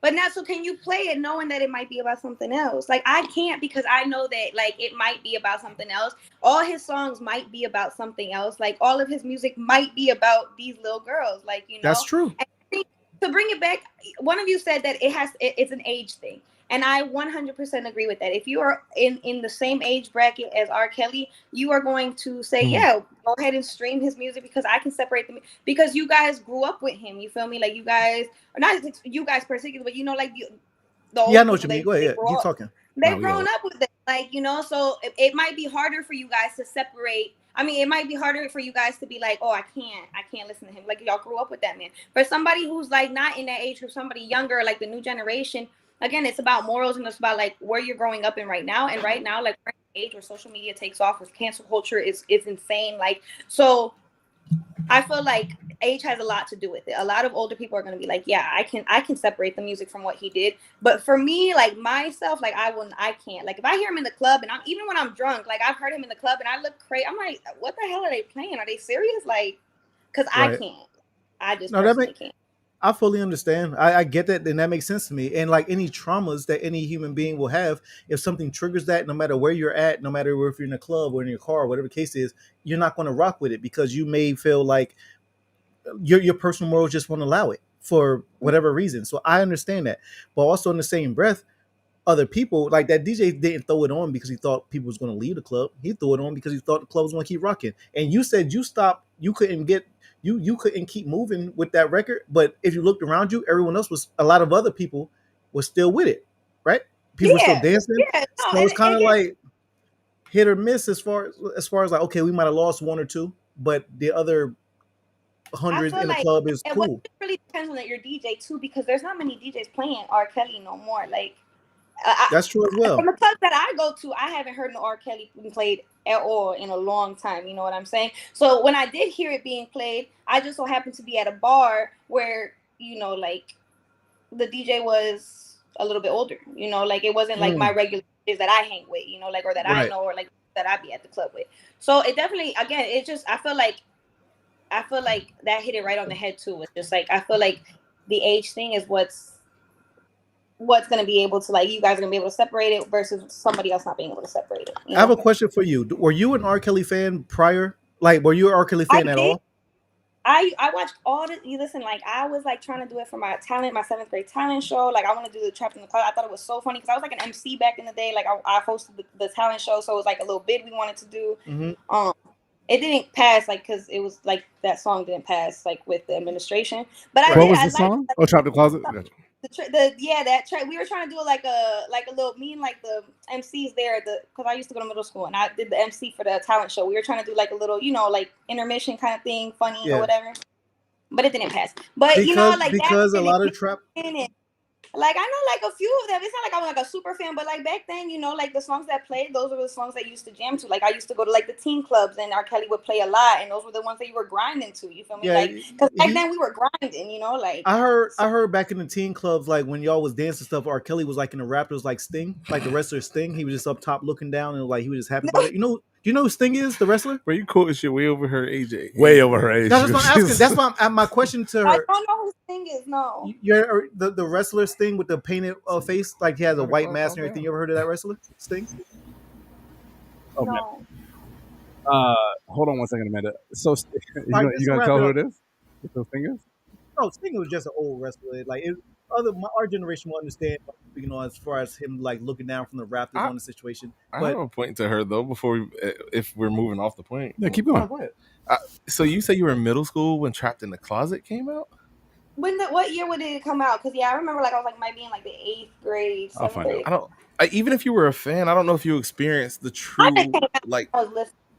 R. Kelly a little bit before our time. Right. So not Lola, quite before a our little time. bit. Bro, he was grown in like 94. He started before our time. He's a but grown man. He has some of his hottest tracks while we were teenagers. So if he started in 94, I was born. Because he was a hit maker and he kept making hot tracks. He was hot for a long time. So how could you say he's not? Because he's outside of our town. I'll tell you this. The story I was referencing, and I'm not going to tell the story, but the story I was referencing when I said Chocolate Factory came out, and there's Trapped in the Closet is 2005. That's Trapped in the Closet. I had a child by then. Huh? Yeah, I had a child by then. I don't care. She asked when she didn't know where it was at. I said it came out in 2005. Yeah, but your point was that the shit kept going and the hits kept coming. And I'm saying when 05 dropped, that I was an adult and R. Kelly's a little bit before my time. That's my point. I don't agree with that, but that's fine. That's a stupid point to argue. How don't you agree? When did he drop? Like 94 was when he popped. So it's before your time. If they started like a long time ago, like that's not that. Like half his discography was before my time. Half of his discography is before your time. A nigga Trapped in the Closet was 05. I just turned 19. Okay. Oh, that's. But you're still. But everything happened before. Are you saying your sexual peak? You out there wilding and being an adult? Is that what you're saying? I lost my virginity at 17, and so Trapped in the Closet came out 2 years later. I understand that, but that's not before your time. You were still. To me, before your time is you weren't born. Do math for real. You weren't able to listen to music. In 94, I had it. You know what I'm saying? You could. Before your time isn't before you were born. And you sarcastic ass, you know that. I'm not saying no. When the shit drops in 94, I'm fucking 10. I was watching Lion King. Okay, I understand that, but 5 years later, he still has hits coming. Did you not go buy an R. Kelly CD? When did his hit stop? Probably around Trapped in the Closet, right? No. So his hit stopped a year after I turned into an adult. Okay. That ain't before All my I'm time? saying is that when I was buying cassettes and CDs from, say, age 12 to 13 to when they stopped making CDs and cassettes, whenever that time frame was, and I have When was this Trapped in the long Closet. life? I have Because you're younger than me. I have what? When was this long Chocolate life? Factor. What are you talking about? I have these albums, so to me that's not before my time. All right, I'll ask this question and then we can move on. When we say experiencing the music, you had to live what he was talking about. And what R. Kelly was talking about, you didn't lose your virginity. Nigga, you telling me that you have to live where that don't make no sense. But okay, cool. Bump and grind. I was Cool. literally How in could you third- experience what he talking about in song if you never did it? So you're literally trying to tell me right now that if you have no connection to the actual actions being described in a song, you have no connection to it, and that's not in your time. You could go back and get it on the back So end. nigga, so the Sesame Street soundtrack, you have to be. Well, I don't understand what you're talking about. Well, you're trying to say that is basically to a literal sense. No, but what I'm saying is if you wasn't outside when it was out, it ain't for you. It's before your time, and then you got it on the back end. I don't agree. Go ahead. Bump and grind. What you mean you don't agree? My parents was fucking to that. What are you talking about? Your parents were fucking to R. Kelly? Why wouldn't they be? My parents were fucking to like Beverly Mays and Frankie Beverly. You know, and, I was in third and grade like when and Bump Earth, and Wind, Grind and was Fire. out. Like, I was huh? in third grade when Bump and Grind was Yes, out. when Bump and Grind came out. But what I'm telling you is that Chocolate Name Factory, a we were hit when it teenagers when came out Chocolate and Factory what you came was out. doing when it came out. Oh, that's cool. But I still bought the album and was still bumping them in my car. Name a hit and when it came out and what you was doing when it came out. Name a hit. Which one? Name a hit, whatever hit, when it came out. Step in the Name of Love. And what you were doing when it came out. Step in the Name of Love. I probably was what, 15, 16. Okay, you can dance. You vibe to that. Okay. What's R. Kelly primary music base? All right, R&B. you making a ridiculous argument now. It's not. Listen, R&B sex shit. We're talking about an R&B artist who mostly talks about sex. Did we not say that at the top of the show? Did we not? We did. I don't have to say it. Niggas know what R. Kelly do. We're not talking about Ignition and we're not talking about Step in the Name of Love. We talking about this nigga making songs about fucking and people in the 90s was doing it and you didn't lose your virginity till you was 19, which also happens to coincide with the special year. So because the I'm year, not having let me sex finish. when it comes out, the I can't. year That's that not Trapped in our the time. Closet came out, you were still a virgin. You probably lost your virginity to Trapped in the Closet and she was in middle school. This is before all our time. R. Kelly. So Mariah Carey's before our time? Yeah, you went back and grabbed it. Nigga, she had hits when we were like of buying records age. When was her best hits? No. I'm not going down this road with you because you're gonna move the goalposts now. How's that moving to goalposts? She has number one hits all the way up until the late 2000s. I don't know if that's moving the goalposts. That is literally picking up we have that company. yellow Y'all wire showing thing out in and front of moving that company? motherfucker. Like, damn, our roaches running all over. I'm just saying, we supposed to have you're company. tripping right now trying to say R. Kelly is before our They time. don't want to eat out our kitchen no more. Big Daddy Kane is before our time. How we gonna You know try what to I'm serve saying? her? How we gonna try to serve her? And she just You bring it. Sorry, ladies. Hey, he's For such on the hearing that defensive. You bring against it. Welcome to the Pro Podcast, Amanda. Welcome to joining the shit show, the Pro What's up? Podcast, and us arguing here. How, Amanda, what are you eating? What are you having for dinner? Wine. Wine. Nice. That's a great guess. Did you already have dinner? She said. Yes. Can you just tell? Can Oh you just my tell us? God. Can you tell us one side, and then we're gonna guess what you had for dinner? What side did you have first? I had salmon. Meatloaf. I kinda mean- No, okay. I'm sorry, I jumped out the window. I apologize. Go ahead. Oh. He said I'm name sorry. aside though. I know. Go ahead. I'm sorry. It's not funny. No. Go ahead. I'm I'm sorry. good. Oh damn. So what? You already pissed her here? off. She's mad. you already pissed her I off. made an Asian stir fry dish. That should sound good as hell. Yeah. Well, I never heard that with Sam. What made you have that idea? Because honestly, I've been craving like Asian all week. Every time I finish Squid Game, like I've been like fucking with like a lot of like stir fry and like things of that nature. TikTok. I keep seeing it on TikTok, and I'm like, I want to make this stuff. Yeah, Do people know what Squid Game is? It's popular, right? that's literally the most. I haven't yes. watched it yet. See, I haven't watched it either. You might want to hurry before it gets canceled. It's I don't know. It's cancelable? I don't know what I don't know what they're running with over there. Oh, it is cancelable. It is cancelable. Damn.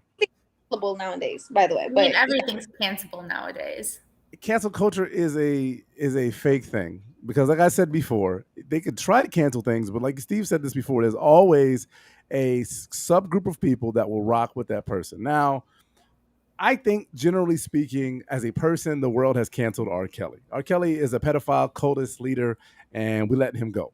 His music, I don't think is done. In my opinion, I think it's going to live on and on and on and on. Because, like I said, I threw some surveys up on a couple of social medias, and people like, Yeah, I'm not necessarily running 12 play, but I'm 100% when Bump and Grind comes on. I believe I can fly. I'm in my car with the windows up, belting that shit. So it's kind of one of those things where like you can say you canceling things, but it's what I said earlier in the show too. Bill Cosby, who we said was convicted of drugging women and having sex with them, and got out on a technicality. Amanda, I don't know how much you're a legal mind. Maybe you can explain that to us because I don't still understand that. But he's put out a docuseries. He has a comedy. I think I'm pretty sure there was a comedy special even in the article that I read too. And I guarantee you, without a shadow of doubt, people are gonna follow it. People are gonna rock it because people are gonna come to the people are gonna come to the shit show to try to see what the fuck is going on. And at that point, how is he canceled? He's making money. Well, let's ask our guest. Go ahead. Thoughts? Well, what's the question? I think they need a question. The question is: cancel culture a real thing? Is it really a real thing? I think it is, but I think it needs to be renamed, and because it was originally started to hold people accountable, and I think it went a little too far, and it should be renamed. Maybe like, I know it sounds silly, it's not as catchy, but like consequence culture. Like there are consequences to the shit you say and the shit you do.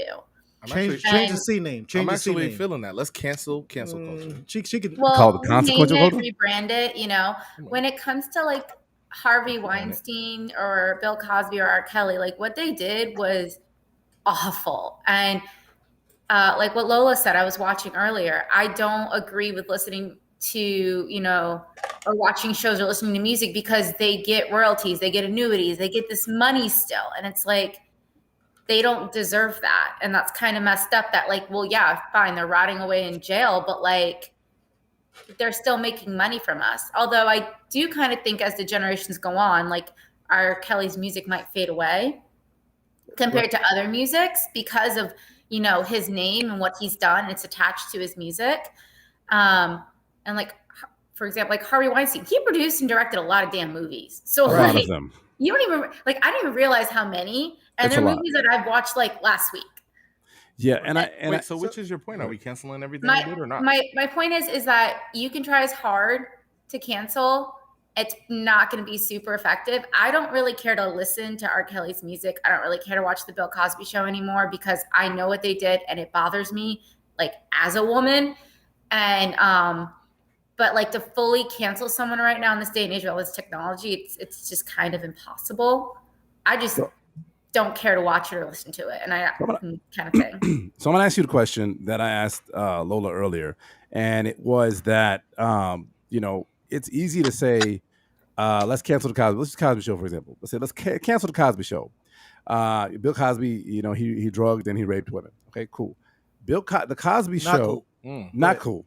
Not cool, but let's cancel him because it's cool to cancel him. Everybody can read between the lines. But what I'm saying, and I said this to Lola before, was that the Cosby Show, though named The Cosby Show, was not just produced and put together by Bill Cosby. There was a cast of people. There was production assistants. There was producers. There were grips and gaffers and all of the things that go into producing writers. Thank you. That go into making a television program.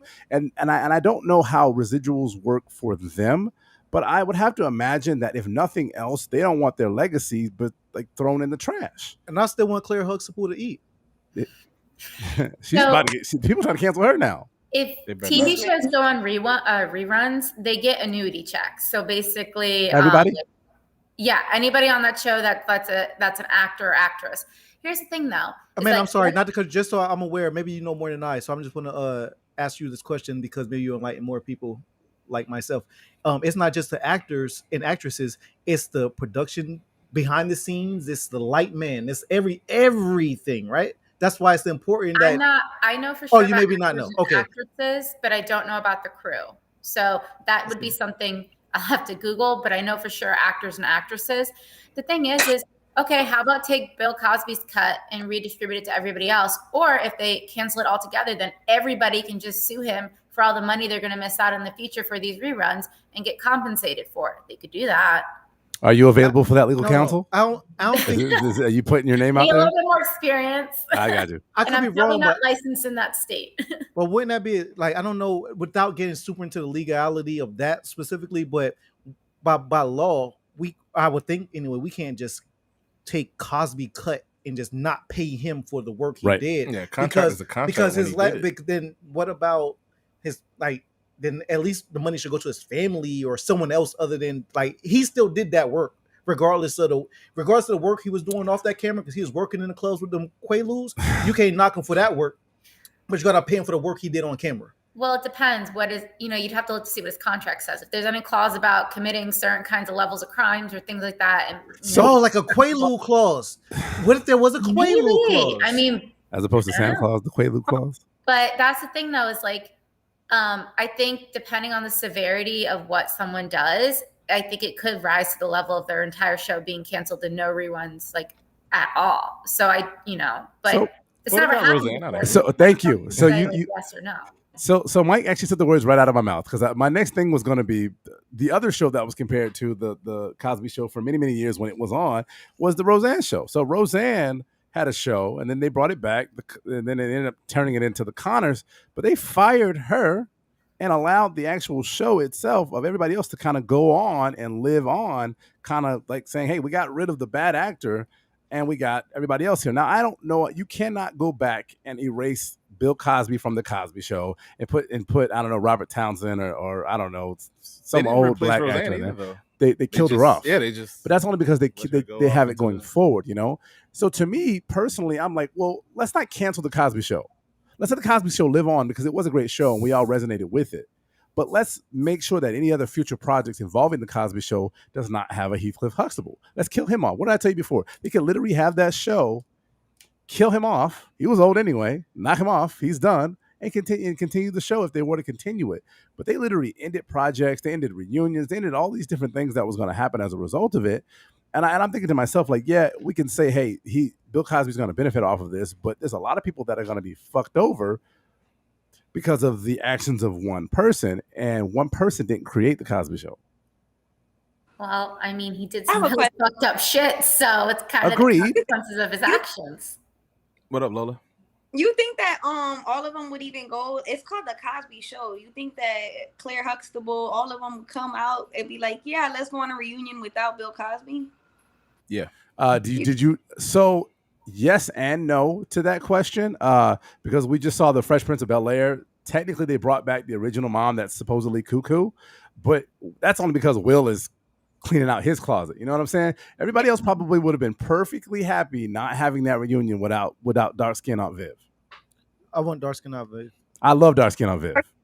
She was the best, in my opinion. But that's her routine. But say that again. I want to do her routine, but that's beside the point. That dance routine that she did in that episode, the routine, and then like passed out. That was so well, even with Roseanne, they got her out of the show. They just switched the name from Roseanne to Connor the Connor. So if you got the Cosby Show, you could switch it to the Huxtables, and it's the same show. Yeah. Do we know if Roseanne, after they did all that, was still getting any kind of pay or cut from that? I would be so surprised if she's not still getting paid. Not from her acting role, but probably from the other positions like EP and all that shit. I think Dan from Roseanne, that's the dad name, I believe. Yeah, Dan. I think he should be on the Cosby Show. Oh shit! He should replace Bill Cosby. Wait, hold on. So hold on. He would never put his hands. Hold on. Hold on. So Bill dies, or so he Cliff dies, and she meets Dan. And Dan shows up at a bar. Dan gets legal advice from her. He gets in trouble. He's legal advice or something. I think Dan should. I think. Why are you booing it? Don't do Claire like that. Claire would never touch Dan a day in her life. She's mine, and I love her. You need to love your girl, Mike. I do love my girl too. Then don't worry about Claire. She know about my affinity for Claire Huxtable. Listen, back to Dan. Back to Dan again with Claire. Yeah. I know this is kind of funny a little bit, but DC Comics, Dan and Claire Comics. Listen. Yeah. This is how we going to do it. What? I think they should. I think they should be meeting. And then they can cross episodes, and then they can start a whole new life without Bill. So now the Huxtables got to hang with the Connors. But I think so. As ridiculous as what Steve is saying is, because I'm with you. Family. Theo could be the patriarch. Technically, he's old enough at this point. He's the same age as Bill was when the show first started. So he could be the patriarch. But it's ridiculous what Steve is saying is. I think that you could literally continue shit and let shit live on without the bad actor. Like you don't have to to me, you don't have to cancel shit that because let's reasonably I don't know. Actually, I think that he was doing shit to people during the actual episode during the filming of the Cosby Show. We got something to say. Go ahead, Lola. about shows. Y'all are talking about shows. Like, yeah, okay, that works. But now we're talking. Well, let's go back to music because we're talking about the music, and then we're talking about him getting paid and them getting paid. Y'all are talking about, okay, so if she's not getting paid, like if Roseanne was not getting paid, like, okay, you'd watch it. But if she was getting paid, are y'all still watching the Conners? I never watched the Conners. I don't really watch the Conners. I was a Roseanne fan. I watched Roseanne. I did watch Roseanne, but I'm not because at this point it's probably not the same. With the show, I just feel like that's different. Yeah, okay, that's a bunch of people. We're talking about the music though. Like, are we still listening to R. Kelly? I'm not listening to R. Kelly, but it's because I can make that same. You know, I know what he did, and I'm not listening to him because I know that he's gonna get paid for my stream. But you listen to Chris Brown though. Yeah, but you can't. Chris Brown. Like, I feel like after years and stuff, there's growth in things. You know, you can grow as a person. Like, I'm not the same person I was 10 years ago. You know what I'm saying? So, like, if Rihanna can forgive him, who am I to be like, oh, I'm not going to stream him no more? You know, like, there's growth and my ideas aren't the same as what they used to be. But that doesn't go, if you molest a child, that's different from beating somebody's ass. It's still bad, all bad, but it is levels of bad. Let me ask a question. So if all of R. Kelly's victims said, hey, I found Jesus and I want to forgive him. That's on them. You playing 12 play and I believe I can fly?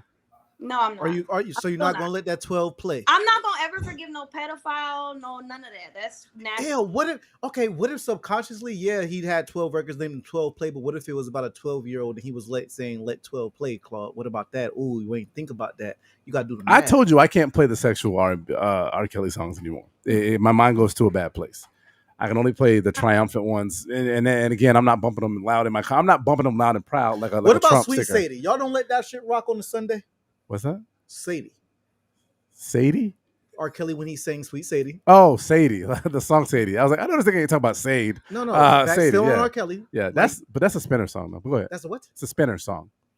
It's a remake of a Spinner song. Correct, but he smoked that shit. But I'm saying. Yeah, but he don't get royalties. He's not gonna get royalties or anything for that song. I think he does. I think that's one of He probably would. You heard Lola Steve sing it. No, I can't say I'm not a great singer. You don't know the songs. No, never mind. I'm not doing it. You was doing it, giving her the you was all the way into the second bar. Do you remember Lola? Do you remember that record? No. Okay. It's on the table. It's an old song. If you don't know R. Kelly, you're not gonna catch that one. Oh, because again, back to my question. It's easier to cancel when you did not grow up and you wasn't with it. Lola is a lot younger than I. I'm an old man out here. Let's ask Amanda that question. Lola, you're like 18. We didn't ask Amanda that question. Hold on. I'm sorry. You look 18. You look great. Your skincare is amazing. Yeah, there's a big ups to you. Hold that thought, Amanda. You didn't. I don't know if we caught this before. Were you an R. Kelly fan, Bill Cosby fan, Harvey Weinstein fan? Movie of those? All these people that's been canceled. Were you fans of them prior? I mean, I didn't really know who Harvey Weinstein was until the stuff came out. I knew his movies, but I mean, I don't really pay attention to directors and producers. For R. Kelly, I listened to it growing up, but I wasn't so attached to where I have a hard time saying, fuck that, I'm not listening to him anymore. You know, like I still won't listen to him now. What's your favorite artist, if you don't mind me asking? It's really hard to pinpoint because I like a variety of music. So it'd have to be based on the genre. What's your favorite? You pick a genre. I don't want to do that. It's pop and it's Katy Perry. You know it.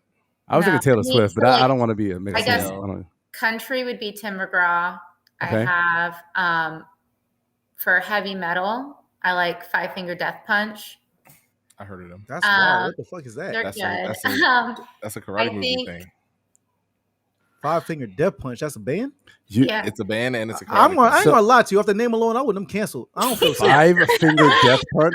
Nah, cancel them. Like, get them out of here. It was a Bruce Lee thing. I don't feel safe. I don't feel safe enough. I don't know. I mean, so I let's think say for house music, Avicii. You know. It was Avicii, yeah. It was so Tim McGraw, because me personally, I have fears that some of my favorites. My famous recording artist of all time is Stevie Wonder. My mom was playing it when I was a kid. I mean, I'm only 36 years old. It was before my time, definitively before my time. But shut up. But I fell in love. I fell in love with his music, and I've been since if I'm 36 years old now, I've been a fan of Stevie Wonder for 30 years. Shut up. I've been a fan of Stevie Wonder for 30 years, right? And I pray. I don't pray every day, but I have my heart sinks that it's a possibility that somebody can come back and say Stevie Wonder raped me or molest me, or he's anti-gay, or he's something that's against my ideals. Because at the end of the day, am I going to have to be forced to cancel my favorite artist? So I say to you, Tim McGraw comes out and something comes out. Is there a range? Because apparently Lola's okay with Chris Brown who beats women, and not okay I'm with. okay with being women. I didn't say that. Don't Listen twist what I'm your saying. words. Hold on. Don't say that. Listen what I said. I said you're okay with Chris Brown's who beat a woman. I You're don't know okay what with Chris Brown. Dot. He beats women. Dot. But we're gonna cancel all of R. Kelly's work because he rapes people who are underage. Well, young there's women a who are underage. degree, and I wanted to ask you guys that. I wanted to ask you guys: is there a certain level where there's forgivability, and that you'll still listen to their stuff? And is there a certain line that once you cross that, hell no? But that's what I'm saying with Chris You Brown. know, Almost 5 years I wouldn't play no Chris Brown. If it came on my iPod, I had the little thingy, take it off. Like I wouldn't play him at all. That swelling had to go down. Yeah, listen to him. Now, But Amanda, for a while, like after I grew and I was like in my 20s when I started listening to him again. Like I was just like, I might have been like 24 when I started listening to Chris Brown again. Like it was a long time.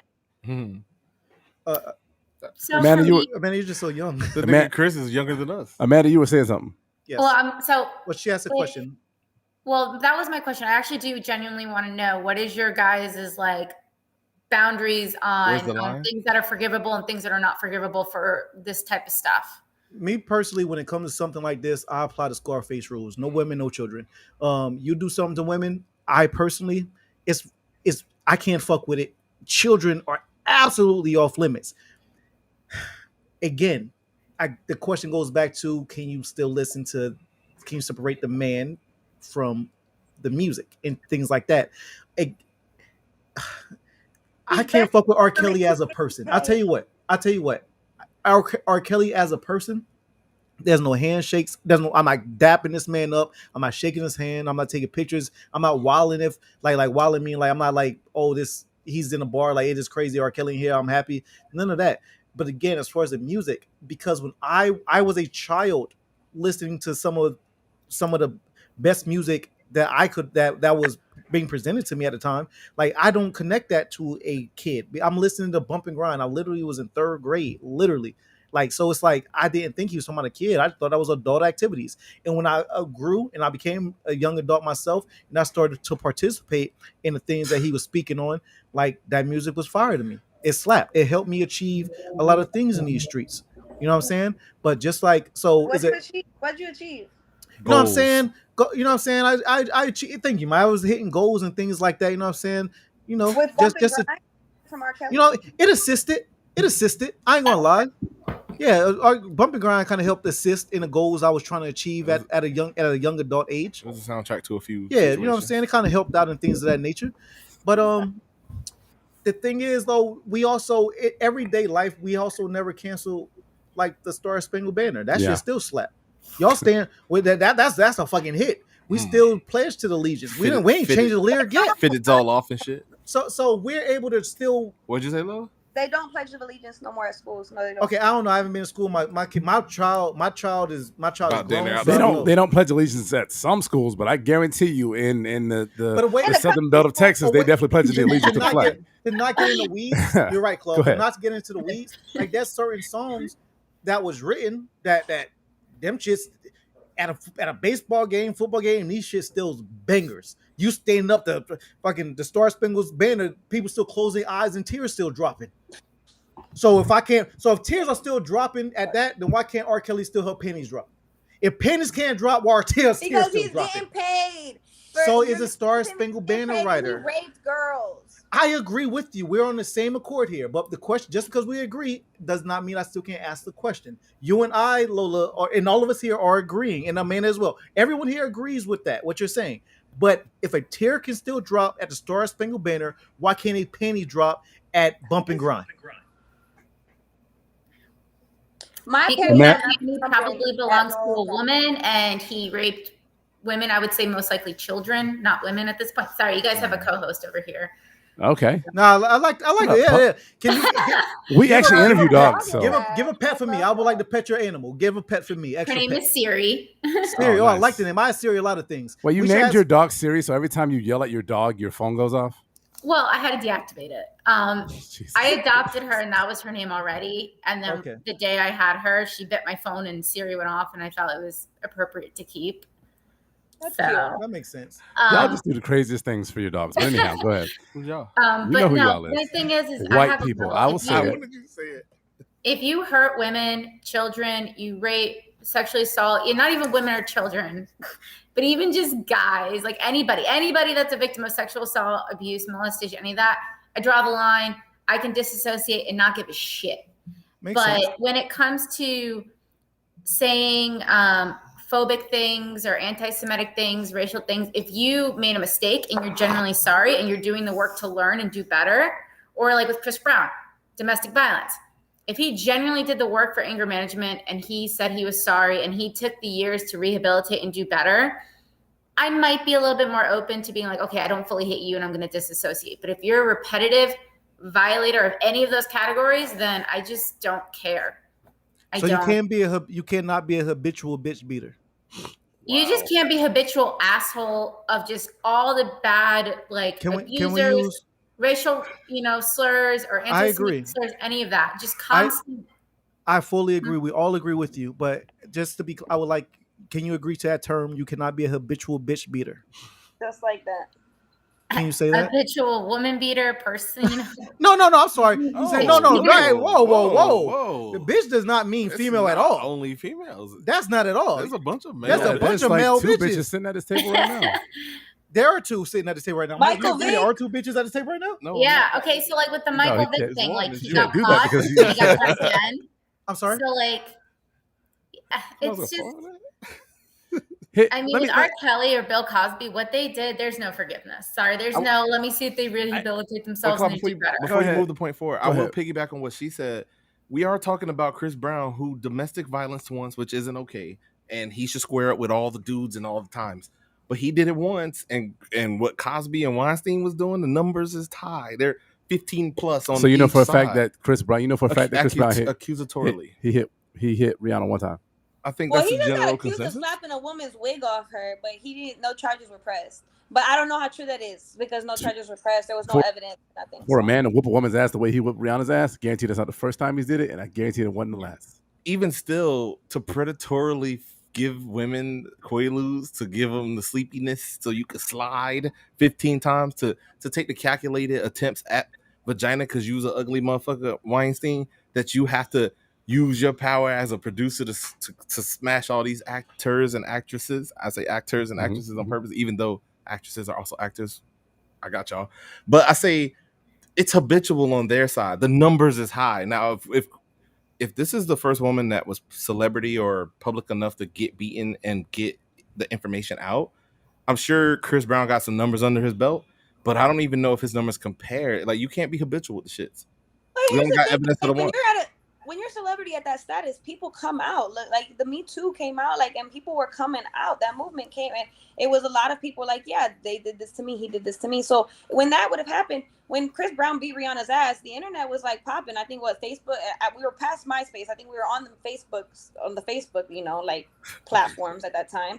And regardless, that was still like social media was popping. So people would have people were canceling people back then, And even now, people would be like, they would come out like Chris Brown beat my ass, because I think there's a certain amount of years that you have to be able to say something, So let me ask a question. It's a statute because Chris Brown is a really good example. I'm gonna go back to Bill Cosby. Bill Cosby apologizes, right? Pays restitution. I think he actually has to pay restitution to people. I think because he's lost a lawsuit recently, and I think he has to pay restitution at least to one of his victims. Say he pays restitution. He goes, it was the 70s. I thought I was doing what everybody did, whatever excuse he comes up to use with it. I fucked up. I'm 80 years old. I just want to live my life in my twilight, and I'm not going to hurt nobody. Maybe I just want to put out a documentary about, I don't know, my comedy or some shit. And he just forgives. Are we now allowed to forgive Bill Cosby because he feels bad and he's apologized about it? Heck no. Why not? Chris Brown literally whooped Rihanna's ass and is reportedly whooped somebody else's ass. There's a difference between domestic violence and unconsensually and violatingly sticking your dick inside a woman who's drugged up. And again, both bad. Both bad. Both are bad. Well, let me tell you, like, they are not the same. Equally bad. I agree with Amanda in full. Amanda, we all do, I'm sure. Do you know off the top? I don't know if this is not your specialty, but you on top of your head, what's the say a convicted rapist and a convicted woman beater? How long do each of them go into jail for, roughly? If you can put it out there. Well, first off, are you talking about state or federal crimes? And then all 50 states have different sentencing rules. So like, it really depends, and then there's different degrees. So it really just depends. It does. My point to say that was just that if someone goes to jail, they serve their time. They've apologized. Domestic violence is a misdemeanor. Right. And it can be. I'm not defending Bill Cosby. I want y'all to understand. I'm not 100% I'm not defending Bill Cosby. I'm kind of wanting y'all to be a little bit more hot at Chris Brown. It baffles me that we're kind of just so easy to let. No, you're not. Here's my thing. I will say and admit, I didn't know if there were other women. I only knew of Rihanna. So if there are other women that have come forward, then by all means, I stand by what I said about like habitual, offenders. Then no, I'm done with you. I will cut you off. But I'm not aware of that, and I'll admit that. So if you want to tell me, some facts about that, and I'm like, oh shit, that I'm done with him, I'm cool. But I didn't really know Rihanna. I just don't like how. That's what I'm saying. It's like other women didn't come out, and if they did, I didn't see it. You know what I'm saying? But it wasn't like a bunch of women would say, "Yeah, Chris Brown beat my ass before too." Like it wasn't past girlfriends saying Chris Brown he beat my ass in high school. He beat my, you know what I'm saying? Not women didn't come out. This new report, like I had just seen it on the Shade Room, I think this morning, where it was like that there was no charges pressed against him. But supposedly this lady said that he knocked her wig off or something. I don't know. That's the report. There were no credible reports of Bill Cosby raping women until Hannibal. There were probably some reports, but it wasn't made a thing until Hannibal Buress made the joke at a comedy club in 2009, 2010. So for you to say, hey, nobody's come out, so hey, it ain't there. I'm just saying. But okay, with that point, look, you're trying to make a point and you're saying until somebody came out and said it, that's when everything became serious. Until Rihanna got hit, then pictures came out and still nobody came out and said Chris Brown beat my ass. But mad women came out and said Bill Cosby did rape me though. Like, you see what I'm saying? I feel these rapes occurred in the 1970s. Yeah, so Chris Brown could have beat somebody's ass 10 years ago, and that shit might come out. Well, 10 years ago, Chris Brown was like 8. 10 years ago, he was not literally there. I'm just trying to make a point. Like, she has a point what she's saying. If people are not I understand what Lola is saying, and I also Chris Brown. Unfortunately, he put his hands on Rihanna. I don't know. He was trying to create Chris Brown's greatest hits. I don't know what he was doing that night. But I do. But back to Amanda's point, because I don't know if that got glossed over, but I fully agree with you, and I want to highlight it. You do anything if you do anything to women while they're knocked out, sleep. You purposely drug them to have your way with them. You deserve to be under the fucking jail. You don't deserve to live. Nobody's arguing that. And correct. We all agree with that. But I didn't want her point glossed over. We all agree with that shit. And honestly, when people go to jail, they don't get to take their weapon to jail with them. Like if I stab someone and I go to jail for stabbing, I don't get to take my knife with me to jail. So if Bill gonna rape people, he shouldn't take his weapon to jail. He should be castrated. He shouldn't be able to have his weapon with him either. And just like Bill has done that also applies to women as well. But neither here nor there. It's about Bill. So I understand why you would want to cancel Bill and cancel R. Kelly and not be so open to cancel a Chris Brown. There is a difference between domestic violence. You can learn. You can do better. I don't agree with either. They both are very wrong. Mm-hmm. Yeah. It's not okay to ever put your hands on people in general, but especially in my opinion, how I was raised, you never put your hand on women. I personally have never done so. I have been able to walk away from any situation that possibly could have occurred. I have never been in that type of situation either, so maybe it's easier for me to say. You know what I'm saying? It's easy to say don't do something when you've never been in it.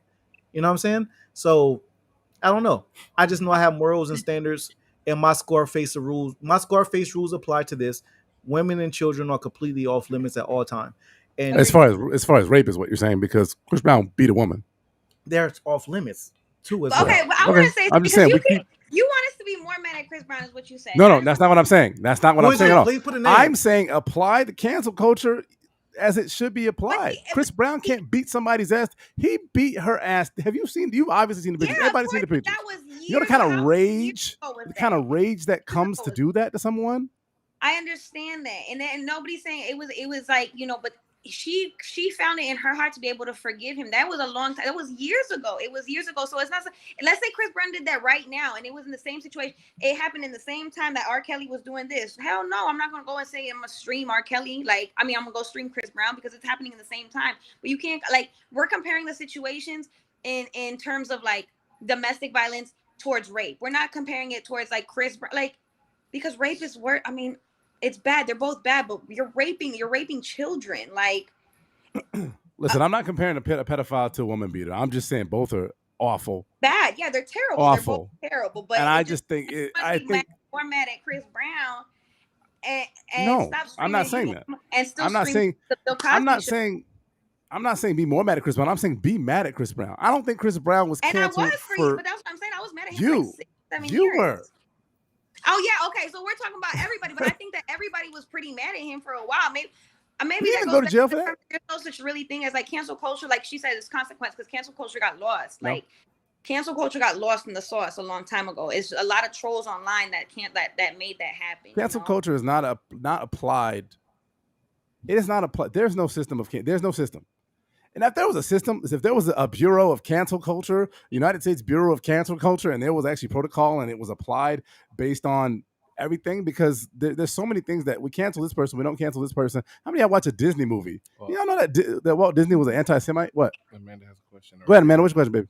No, I had just a couple things to piggyback off you guys, but if you want to finish your... No, go ahead. What I was just saying is that we don't apply this cancel culture evenly. It is clearly not applied evenly. I could talk about racial, women, whatever. I won't go there, but I'm just saying in general, we are so quick to forget and move on to the next thing. And we have like our people that we want to attach it to. Like, this is the pinnacle, and this person is absolutely bad. Everybody else, you know, they can be reformed and forgiven, but you don't know what the hell is reformed and forgiven in people's hearts. But go ahead, Amanda.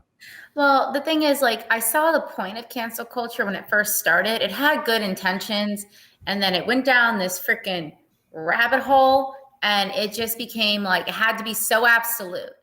And so, like I said earlier in the podcast, like it needs to be renamed and reformed a bit, because I still think cancel culture can do some good because it should hold people accountable.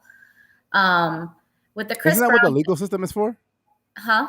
Isn't that what the legal system is for? I mean, the legal system gets you some kind of justice, but I mean, with technology now and people and everything, you can still stick it where it hurts on other things.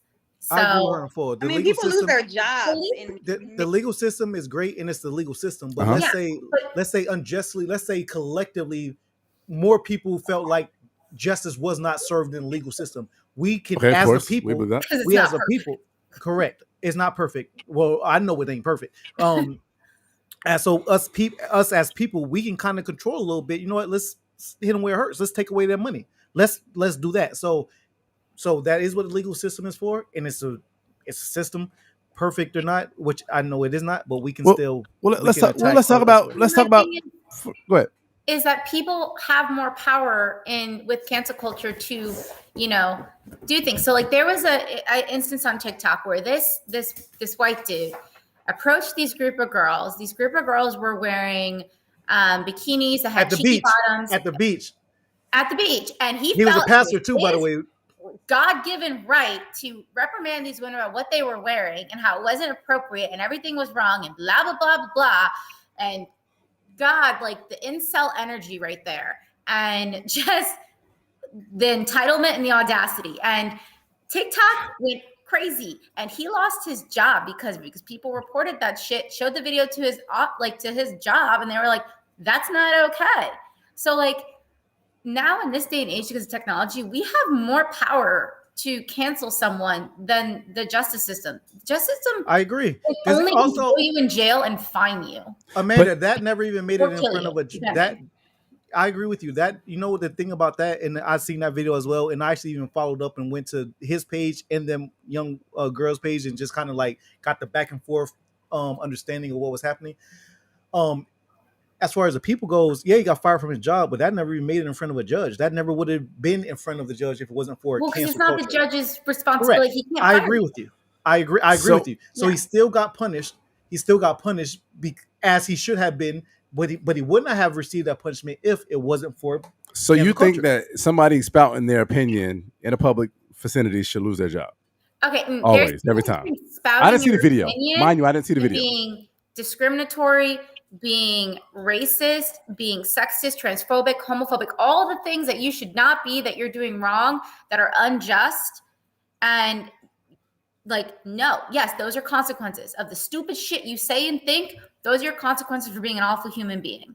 But And you just because said, though, that we forgive people, though. So can we forgive this guy and him get a job later on? You actually truly realize that you fucked up and you're like, I was an awful person. I am wrong. And I seek forgiveness, not to get your job back, not to get someone to hug you and say it's okay, but because you truly want to change as a person.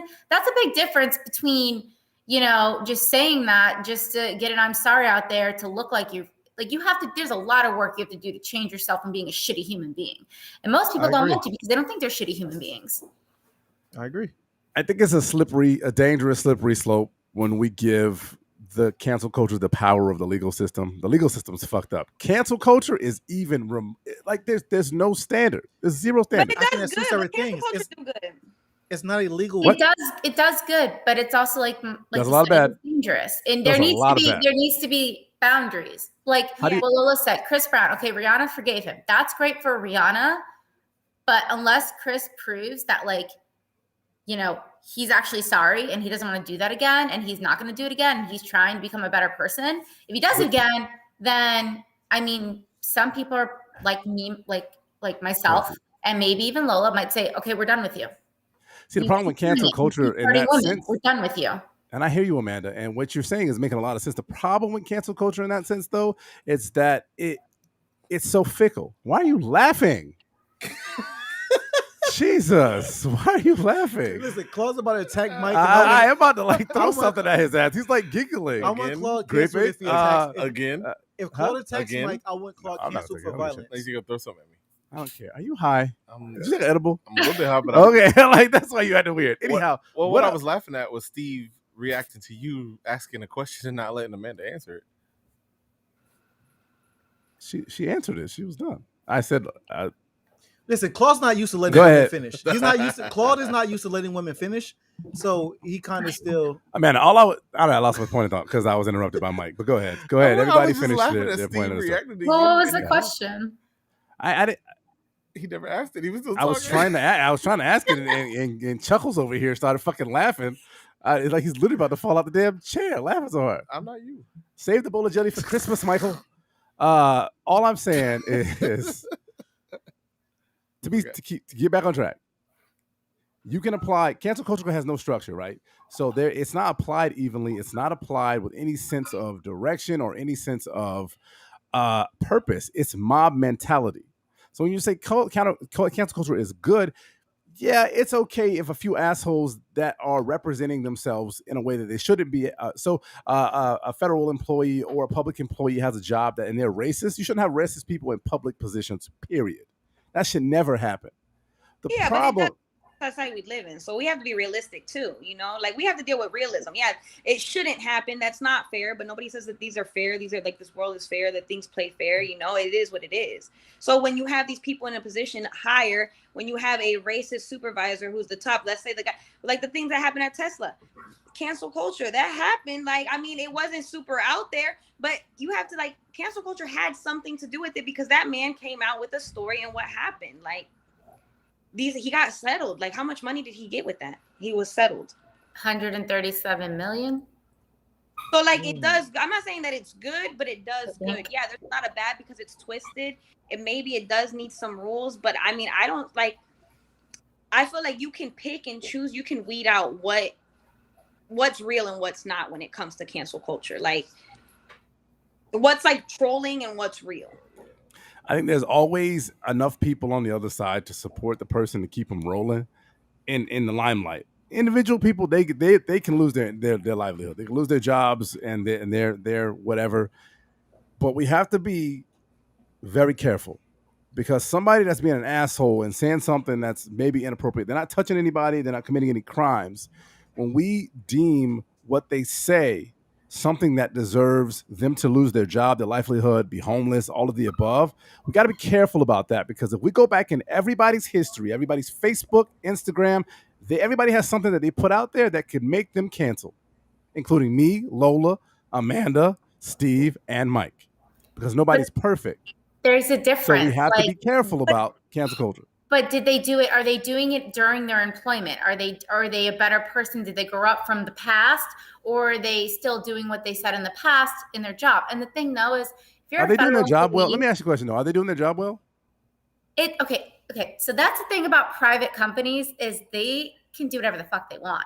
They can. They have strict discriminatory policies, discrimination and harassment policies, and you say things that are not okay, then you can get fired, because that is the right of a private company. Just like federal, employees and government employees and public employees have to abide by government standards. But I wanted to point out, you mentioned that cancel culture has this mob mentality.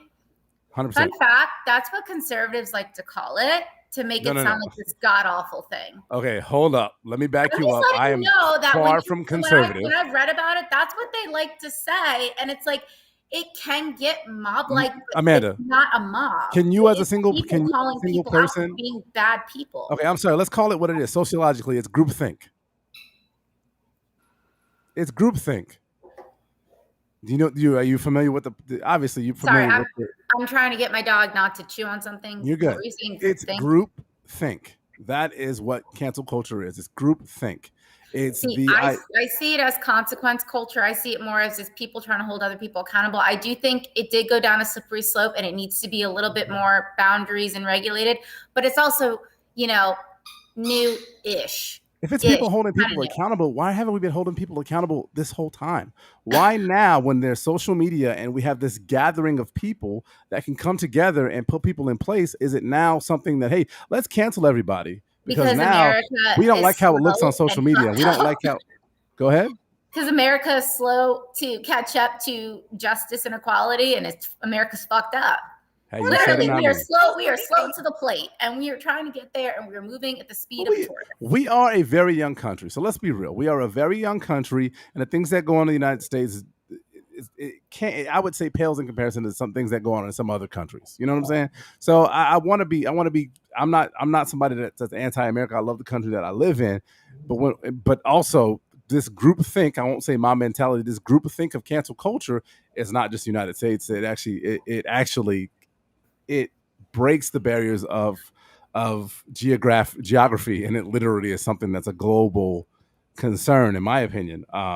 Do you think cancel culture in 5 years, maybe 10, could evolve into something more productive and better?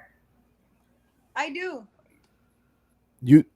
I'll answer the question, but Lola, please speak. You're the guest. Listen, like you said, okay, I think that social media is really that's the point here. That's you're why didn't we do this before? But your answer, you said it, is social media. We didn't do this before because we didn't have the tools to do it. We also didn't have the technology has grown, and the kids nowadays, the kids, it's us, it's the new kids that are coming. It's them, they're the ones that are being able to break these barriers. They're the ones that, when the stuff that was happening in Cuba, the stuff that was happening in Colombia, the stuff that was happening in Palestine and Israel, we were able to know what was going on because of social media, and we were able to have a voice because of social media. And cancel culture was a part of that regard. It had some part to play in there as well, when it had to do with whatever was going on in Palestine and Israel, it had something to do with that. So again, I'm just going to say it, I just don't think that cancel culture is all bad. I think that it could do a lot of good. I think Amanda's right. I think in 5 years, I don't know if she's going with that, but in 5 years, I think that cancel culture could be really, it could do good. Yeah. How do you weaponize something properly? I said that. They didn't say that. Oh, go ahead. Make sure that. Well, I say be weaponized properly because I believe in actively taking an active approach at doing the things we want to do. If we want to get the weirdos the fuck out of here, well, let's take an active approach and saying, you do some weird shit, well, let's bring together a panel, some independent, something within the field that you work in, and determine if you should keep your job or not. Whatever that is, if you're an actor or a podcaster or a lawyer or whatever, or art curator, whatever you want to do, it's on the group of people that you work with, your peers, to essentially say, no, not you. Right. Once we get sufficient evidence. See, that's my point. And so my point is not necessarily, I don't think, it baffles me that they think that we need cancel culture, right? Because right has always been right and wrong has always been wrong. And everybody knows in their heart what is right and what is wrong. There are some inherent things. You shouldn't be racist. You shouldn't be sexist. You shouldn't be discriminatory against somebody's gender, somebody's sexual orientation, somebody's how they identify. Those are things that you should not. These are things that we know in 2021. I'll give you that 100% 2021. It shouldn't have taken social media for people to realize that. And a lot of people to stand up for what is right is not something that necessarily needed to be put, because we can say police violence is rampant and it's and killing of unarmed black people is just something that's just fucking taking 2021 storm. Well, we know for a fact that shit's been going on since they brought us over here. What was being done about it? That's what I'm saying. We knew it was going on, but what was being done about it? What were y'all doing about it? Why weren't we canceling people? Because we didn't have the tools. We're not saying we need cancel culture. We're saying it is a tool. It is a tool to be able to go after these assholes, go after these rapists, go after these, whatever the case may be. It's a tool to use. Social media is a tool to use for us to be able to reach. We didn't know what was going on across the world 30 years ago. Because the internet is 30 years old. Yes, right. It's about 30, 32 years old, something like that. That's what the internet is. A little bit older than that. A little bit older than that. No, it's about 30, 35. You can Google it. Like 45 years, 45, 50 years old, but you're good. Well, no, Google we won't get into that. I don't have to Google it. We're not going to get into it. They just had an anniversary, 30-year anniversary a few years ago. 30-year anniversary of Google or the 30-year anniversary of the internet? Internet Explorer. Oh, Internet Explorer. Okay, that's not the beginning of the internet, though. Access. Yeah, it could be. The internet could be a lot older, but for the public to have access, it's only been about 30 to 35 years. Social media and things of that nature. I get what you're saying. Social media is about 20 years. Social media that's been coming on, this MySpace and then Facebook, it started. You guys saw how the information started to progress. It's not like we didn't see it. We saw it before our eyes. What happened after that? We had Facebook, then we had Twitter, now we have Instagram, now we have TikTok, and the information keeps going out, and it's more and more because there's more access to it now. So there's more access to social media. It's a tool. It's not that we need it, but it's a tool. It's how we need it. I think 95 is the year. Had good intentions. It just needs to be evolved and fixed. I don't think we need to get rid of it or cancel culture. I think it just needs to be, reined in. Not even depends on what you mean by reined in, but just kind of polished, I guess would be a better thing. I like polish. How do you polish a sociological virtual thing? How do you polish it? I have an idea, but you first. It's new, but that's the thing, though. It's like it's just more of a trial and error thing. Anything new that comes along isn't just magically good for the entire lifespan of it. Like it needs to go with ups and downs. It needs trial and error until we can figure out how it works. I mean, we're trying to figure that out with our justice system, even though we're epically failing. But like our 300-year-old justice system. Yeah. And it's just like with cancel culture, I think, like I said before, I think in maybe 5, maybe unfortunately 10 years, I think it would be the best tool we can use for people to unite against injustices, and that the legal system can't necessarily touch because there's only certain, you can't just bring everything into the court, right. Right. Can I ask a question though? It's like the people's court. Can you tell me, in your best opinion, because you're a legal mind and I want to know this, the American legal system is 300 years old and it's still fucked up and it hasn't been fixed. And there's a lot of things that have improved, but most shit is still fucked up. Why do you think that the social media platform, cancel culture, all of the above, that's only maybe 15 to 20 years old, can be fixed in 10 years when the legal system hasn't been fixed up in 300? Well, I mean, the cancel culture. And that's way more complex. Cancel out politicians that are keeping the legal system fucked up. We'll go with that one. Who's regulating who's regulating who is in control of the cancel culture? But I think it's a little less intricate than our justice system. So maybe there is a chance that we might be able to polish it quicker than our justice system. But it could help us to get people out of the American justice system. So, it's a tool. You didn't quite answer the question, but I'll let you live. Go ahead. No, I did. I said it's not as intricate as our American justice system. And so I think that the time span to fix it might be a little less. Oh, because there's no rules and it's kind of the wild west. Well, no, our justice system, like you said, 300 years old. There's a lot of things intricate, like inside America's DNA that's fucked up that we have to fix and get rid of. Again, cancel culture is not as I guess, fucked up as our American justice system, and it's not as intricate. I think we'd be able to make a resolution earlier compared to what we need to do with our justice system. There's no bureaucracy to stop it from changing. It can go hard or There you it can go. go It is. And I think Lola, right now has Facebook Lola is had a in point. the Congress right now trying to Lola, figure what that are you out. going to say? I think that I mean I'm a realist. So like realistically speaking, there is for me, I don't see there being cancel culture is just like you said, it's a right here. It's an idea, like you know what I'm saying. It's a bunch of people on the internet from all over the place. It's black, white, Spanish. It's all kinds of people. You know what I'm saying. When you compare it to the legal system, you're comparing like a bunch of different diverse people to like one system that we know that has been against people of color and people of black people and people for their for a long time. You know what I'm saying? So cancel culture is different in that way. But also again, I'm not saying like you can polish this in 10 years. This cancel culture is going to be perfect because it's an idea. It's literally like you said. It's people on the internet. But it's like I want to like go back. Okay, they just recently said that they found the Zodiac killer's identity, right? I don't know if you guys heard that, but it just recently came out saying that this, and it may or may not be true. Okay, but I kind of like only say that because it was a group of like old private investigators or whatever that they call each other. So I want to say, okay, Old private investigators. I don't know who they were. I don't know. They used to be. I don't know who the hell they were, but they like found out who this identity was. Whether it's true or not, it was a bunch of different people that were able to come together to figure something out. You feel me? And I feel that same way about cancel culture. It's a bunch of different people, and you have again going back to what I said, is you have to weed out what's real and what's not when it comes to cancel culture. Like if with that. And I don't even want to say it, but I don't know if you guys saw them afros on the news and they got fired or whatever because they were doing a 70s themed news and they got I don't know, they got canceled or something. That to me, like you have to pick and choose what you can and can't. Lola. Cancel culture can't even cancel the former president of the United States who had 16 women come up against him and say, hey, he sexually assaulted me. The president of the United States. Cancel culture can't even cancel the most high-profile sexual assaulter in the world. Because it's so new. Because it's so new that you're talking about? It starts with a lot, but it looked at the good it has done though. It's canceled a lot of like really bad people. So yeah, it didn't cancel the president of the United States, but how do you cancel somebody who's got so much power, who's got a government backing The him? leader like, of the free world. It's not the president anymore. Yeah, but he Go ahead, still Amanda. has a lot. He has a lot of that 1%. Other people in the government still that are backing him up. The thing is, like cancel culture, yeah, people have power through that to make change, but it can only go so far because it's new. It cannot take on the former Cheeto man that ran our country.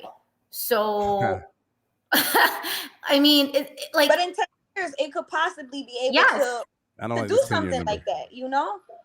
I love y'all. I love y'all's optimism. I really do. And I honestly, I want to be able to have y'all on the Pour Up podcast 10 years from now, so y'all can say, fuck you, Claude, you were so wrong. But I do not have faith that cancel culture will get better in 10 years. I have a feeling that it's going to get worse. Cancel culture. You have to have hope because it's a pretty bleak world to live in if you don't have hope. I voted for Obama twice. I think it's just social media. So I don't even think it's for change. I think for everything is social media to me. So, and I think at the end of the day, because it's not a legal system that cancel culture is ran under, it's ran under the moral clause. And we decide what is morally right or wrong. But the problem with things that are decided whether they're morally right or wrong is because we all collectively, us here right now recording this, we all collectively agree it's morally wrong to mistreat women, abuse children. We collectively agree that here. But there is a whole nother side of the world where people agree that it is okay to groom children and do things to women if they disagree or whatever case is, like you're a woman, you're less than whatever case is. There's people that believe that in their morals, in their heart, feel that's okay.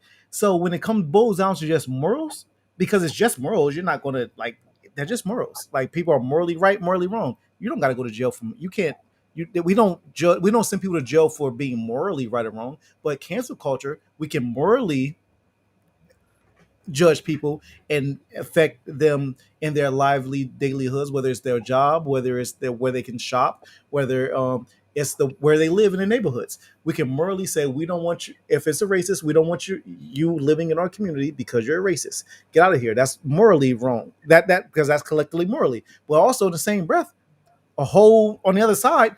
Remember the pastor? He morally- morally didn't think those girls should be wearing bikinis at the beach for some fucked up reason. Morally. And He wasn't morally, even a pastor. He was was just a an father. entitled white dude. he actually, Amanda, only because like I agree with you, and I want to rock with that only But because morally, he had a problem with it. Go like ahead. he tried to use the Bible because I went to his page. I want to see like what he's about. He tried to use church and the Bible a lot. I saw maybe call him a pastor may not be the right thing, but he definitely tried to use the Bible and them showing their body. Regardless, I do not agree with him. Yeah. I feel he should have minded his business, left them alone. But he tried to use that in church and etc. Whatever case is, but also morally right. The KKK was running this shit because morally they really felt that way. Of course, I feel it's wrong. The KKK canceled a lot of motherfuckers. Yeah. Amanda, don't laugh so hard. Yeah, man. I'm kidding. I'm kidding. Yeah, man. I don't know. But I listen, didn't mean it like that. I know, but No, we don't know. you act like that man just hit a spit a Yeah. bar. He was like, No, but he listen- wasn't saying about kicking. He just didn't want you to give me bail for spitting a bar potentially. But go ahead. but also it's just morals. At the end I of the got day, it's going to come back to what I was saying. You're going to find 101 people to agree with everything you say, whether Yeah. it's right, wrong, or indifferent. Morally, you're going to find your tribe, people that's going to agree and disagree. But in my personal opinion, because I think I'm more so on the sane side, and morally, it is wrong to discriminate. That's how we all feel here. Morally, it's actually wrong. legally wrong to discriminate too. Like there's actual law in the books to say that you cannot discriminate against someone. Well, we can look Right. back just But 50 like, years man, ago like- and let's see how much the Like law Amanda really said, felt private was wrong to companies discriminate. have to take action. Yeah. They can. I mean, there are Sure. private companies like Hobby Lobby that are known to be, against certain women's rights and certain discriminatory things, but they're private companies, so they can get away with it. Right. But Right. So- the thing was like Ask suburban white women to cancel Hobby Lobby and see the reaction you get. Honestly, I think most of suburban white women probably contribute to Hobby Lobby, and I'm really embarrassed to be anywhere near associated with them. So, because I live in a very older neighborhood, so when I'm out running in a sports bra and shorts, I get looks.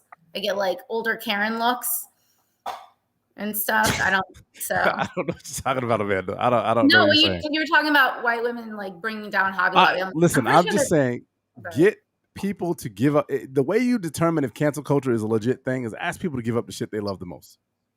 Well, that's the Chick-fil-A was supposed to be canceled damn near, 5 years ago? Motherfuckers still eating Chick-fil-A. Stop.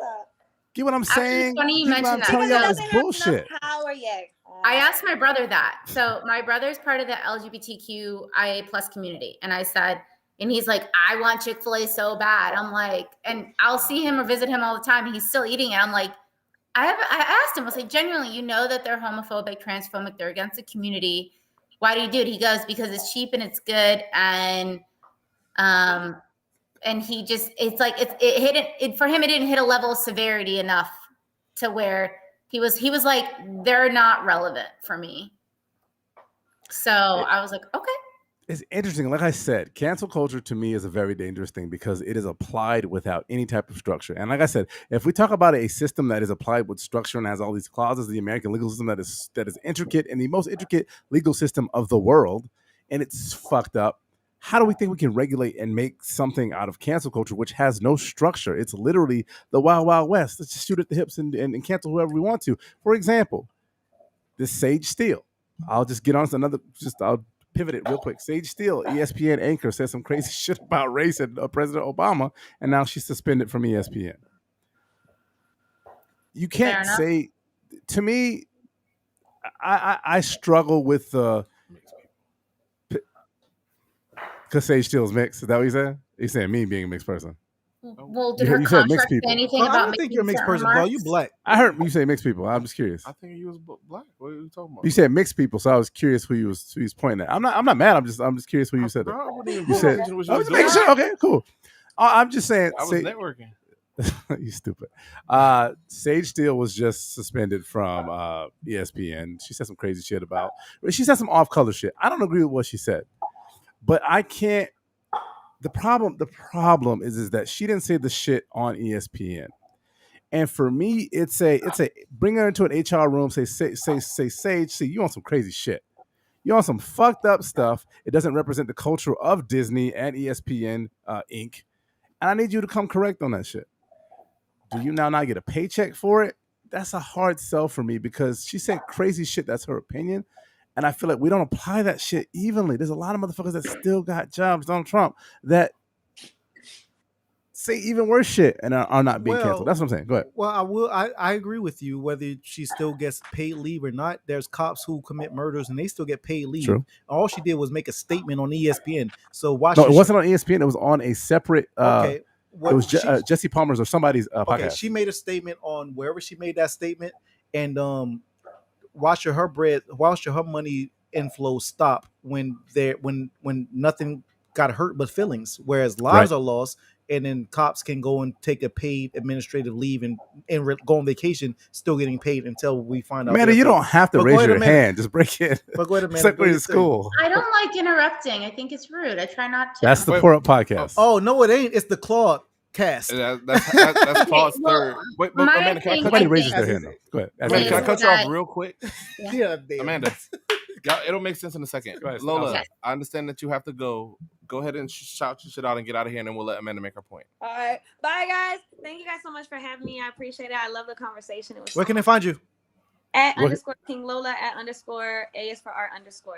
And Lola, I will text you tomorrow about the 27th and the future coming into the studio, FYI. So have a great night. Make a group chat on Instagram so all of us can see it. It'll be a text. Absolutely. I just said it. All right, Lola. Thank you for being here. Bye, y'all. Thanks. Have a good one. Have a good night, babe. Amanda, I didn't mean to cut off, but she said she absolutely had to go, and I didn't want her to just it's okay. Oh, go ahead.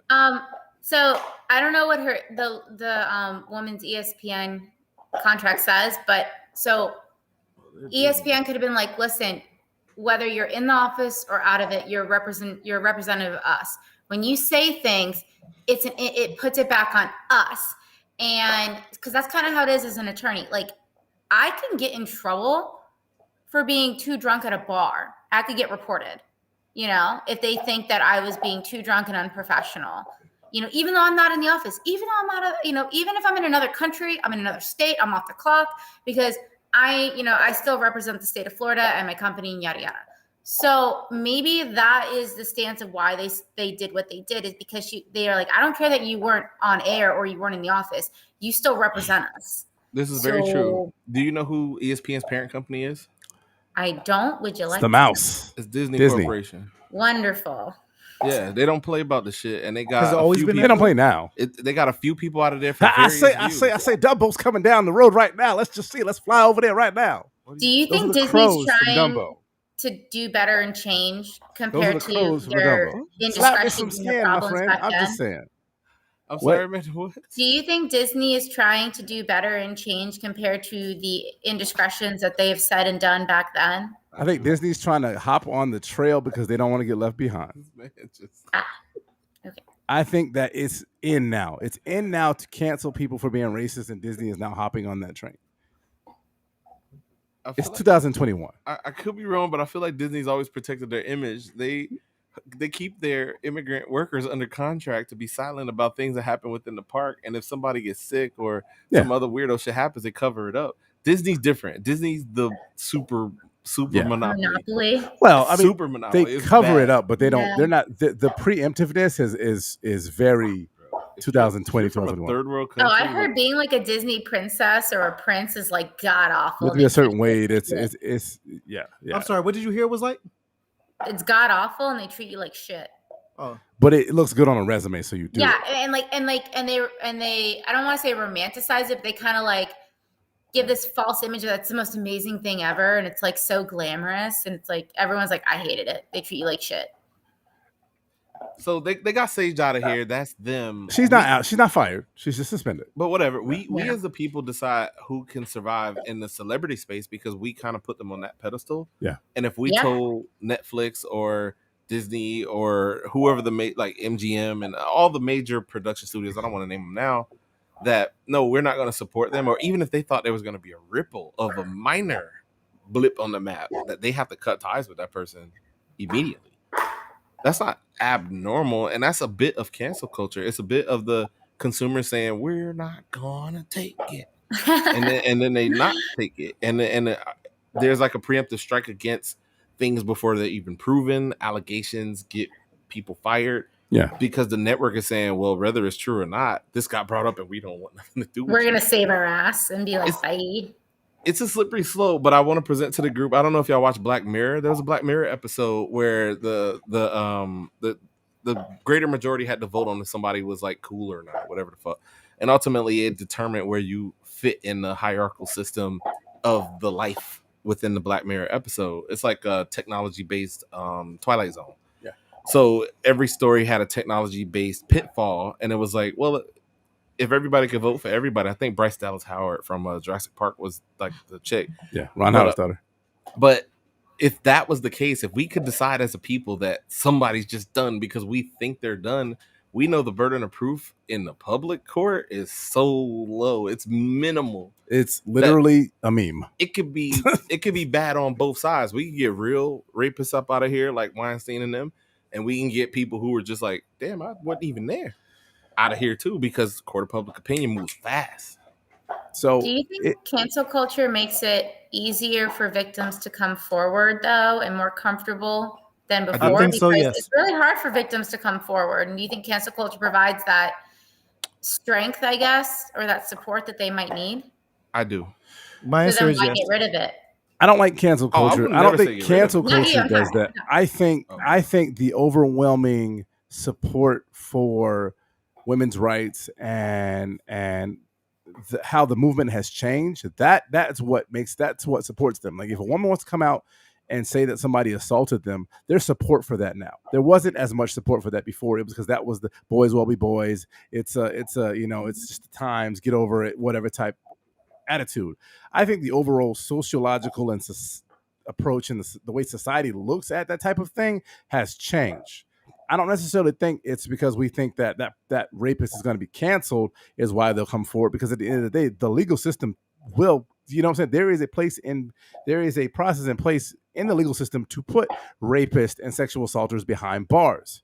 So I don't think it's cancel culture that does that. I think it's the overall movement. You could say social media does that, or the movement being growing through social media is what has allowed people to do that. You know what I'm saying? Because yeah, I think Me Too can cancel people, but it's more important that people are willing to say, I want to hear her, than it is, let me cancel him. Does that make more sense? Because at the end of the day, you're in your legal mind, there's laws that are going to put people behind. That's why Weinstein is serving 23 years. That's why Cosby went to jail. That's why R. Kelly is literally going to jail for 100 years. A lot of people aren't there, and hopefully we can get some people that deserve to be there. I'm just saying, fix the fucking legal system, and let's apply cancel culture in a way that makes sense, and that's going to be something that's going to hold people accountable, and not necessarily put people in this weird, like, well, I don't like this person, I don't agree with their ideals, let me just fucking cancel them, because that's not always the case.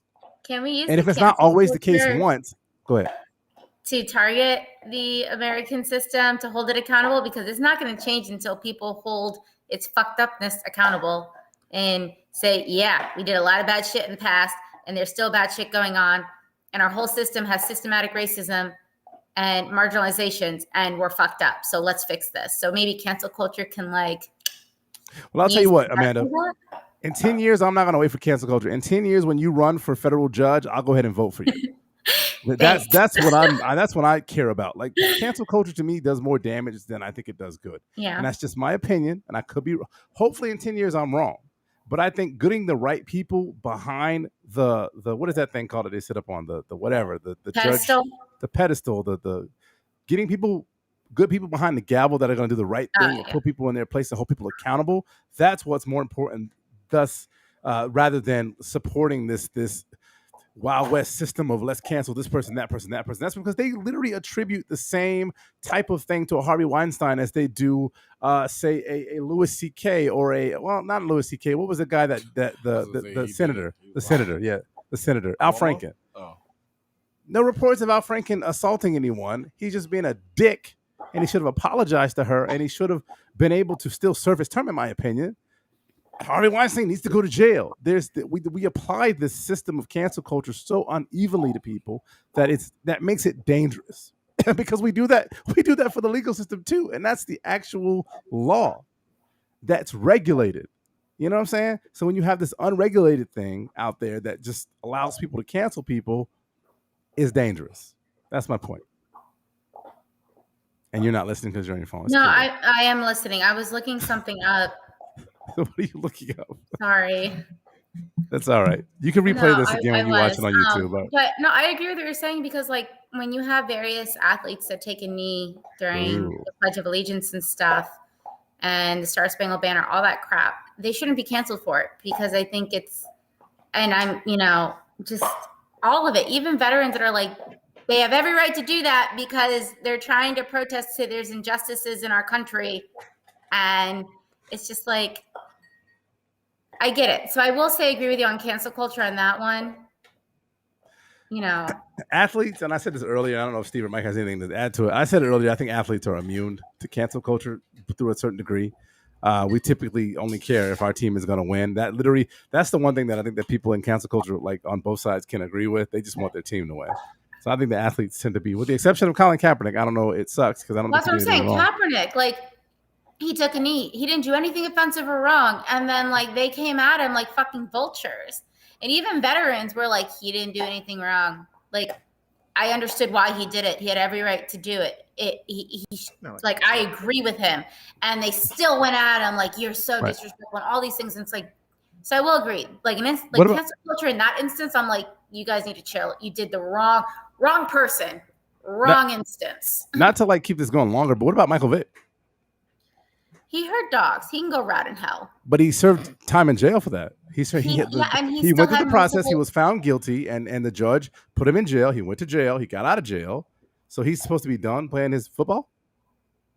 Because there wasn't only one time that he was found guilty. Like I think there was an instance where he got out and he was caught, or Amanda. I could be wrong, but if not, it doesn't matter, because it's still, I wouldn't agree. You hurt dogs, like, and he wasn't sorry. He went to jail. And he went to jail not because he felt sorry and he volunteered to. He went to jail because the justice system said, hey, you broke the law. And because of that, here's your sentence. Isn't that the point of the justice system for in some cases to pay his debt? Society. But just because you serve your sentence doesn't mean you magically come out all reformed and you feel sorry for what you did. So morally, you are correct in that statement. But he did pay his debt to society. That society has said you will spend X amount of time in prison for said crime, which he served every second of that debt in the prison that they assigned him to. Paying restitution too. So now he came out. He should be good now. He didn't rape anyone. He didn't kill anyone. If he wants to try out for football again and he makes a team, okay, that's good on him. But that's up to the NFL to decide if they want to do that. They want to allow it to happen. That's out of our control. But like I went back to my point before, if you are like a habitual offender, if you were to get caught again, or if you were to get caught trying to do dog also, again, a habitual bitch beater could mean habitual dog, like he beat dogs. Bitches are so that's what. So see, it's not just with females, which we would never call. We never deem that with females. By the way, I want to make that clear. Habitual bitch beater has nothing to do with females and never will. Not on the Florida podcast. No, I do. But like, that's the thing. So like, I guess I have a doggy. So like, I have three. I have two. I am biased to anybody that hurts animals, but especially dogs, because I have a Rottweiler, for God's sakes. I grew up in Fort Lauderdale. Like them and pit bulls, it's all you heard about was dog fights with them. So like, that's how I feel about caterpillars. Like, don't hurt a caterpillar around me. Like, I used to raise caterpillars, and also I come from a neighborhood where they used to fight caterpillars. Are you making How do they fight a caterpillar? I want to explain it. No, I'm not making fun of you. Are you making fun of me? No, not at all. Why would I do that? We're having a great conversation, and you're giving. Steve has a dog. Yeah. We're talking about caterpillars, so it's just because I feel that I have that same fandom when it comes to caterpillars. Like, people used to, where I come from, right? They used to put like little tiny leashes around little tiny caterpillars and like make them fight, and they used to break my heart until you know how many caterpillars didn't turn into cocoons and never made it quite to be a butterfly. Do they leash the butterflies too? Because no, leash a butterfly. No, you don't leash a butterfly. No. But you will put it on caterpillars. Can you pimp a butterfly? According to Kendrick. According to Kendrick, you can. Yeah. A butterfly or two. I hope he don't do nothing bad because I don't want to cancel Kendrick. No, I'm sorry, but Amanda, go ahead back to your point. No, I was just saying, like, I mean, one of your commenters said people care more about dogs than people, but it's like That's true. White people do. I don't care about people who have an okay mindset to hurt innocent animals. Like, I'm sorry, isn't that like the third stage to being like a serial killer? Is you enjoy harming animals? Enjoying harming animals is a thing. I don't agree with dog fighting. I don't understand the purpose of it. I don't particularly like. I have 2 dogs. I don't really like dogs, but I have 2 dogs. My significant other loves dogs, and that's her thing. It's not my thing. Cool. I don't think of dogs as like humans to me. When someone's like, "Oh, they're inhumane to a dog," no, you're in like dog to a dog. You can't be inhumane to a dog. It's dog. You have to treat a dog like a dog. That doesn't mean you treat a dog bad, in my opinion.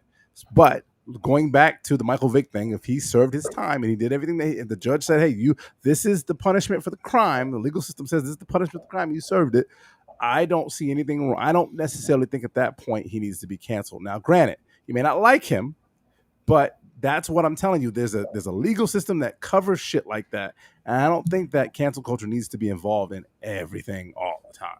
Well, was he genuinely sorry, or was he like, "I served my time, I don't know. I'm done, bye"? Amanda, I'm gonna ask you this question again. Chris Brown genuinely sorry for whooping Rihanna's ass. I don't know. And if he was not, you know his heart. Bye.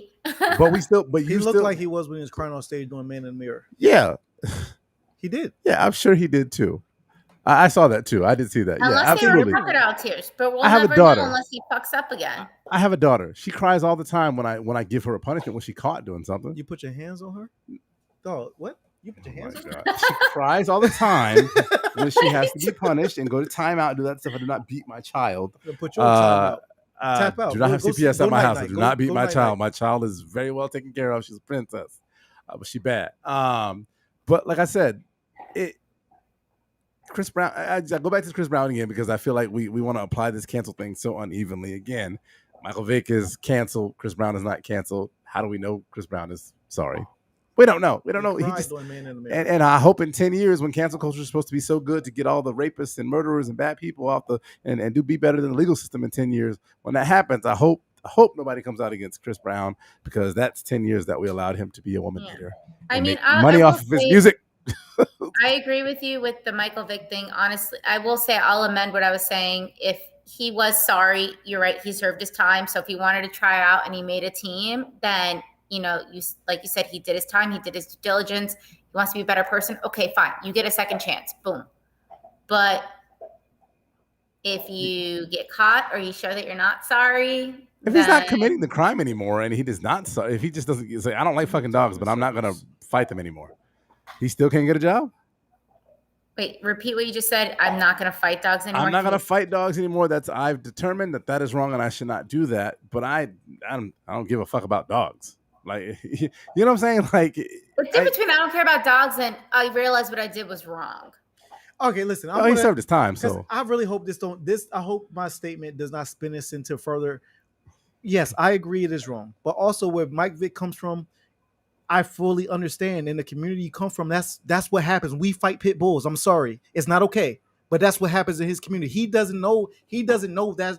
He doesn't realize how wrong that really is because he looks at dogs as just dogs. Just like today earlier when I killed the fly in my house, that's a fly. I'm sure this whole fly community is like, how dare you? Because it's real. It's true. Am I right or wrong? Stop me when I'm lying. It's the whole fly community, I don't think. Okay, Google. I promise there's probably some pacifists amongst that don't take life. You're right. Always people have their tribes. I'm just telling you the truth. People have their tribes. So I do not agree with what Mike Vick has done. But as a person who was a child and I witnessed dog fights on a regular in my community, I witnessed it as a kid. That's what happens with pit bulls. It's not okay. Now that I'm an adult and I know it's wrong, but when I'm 6 and 7 watching these pit bulls lock in, watching them hit, that was life.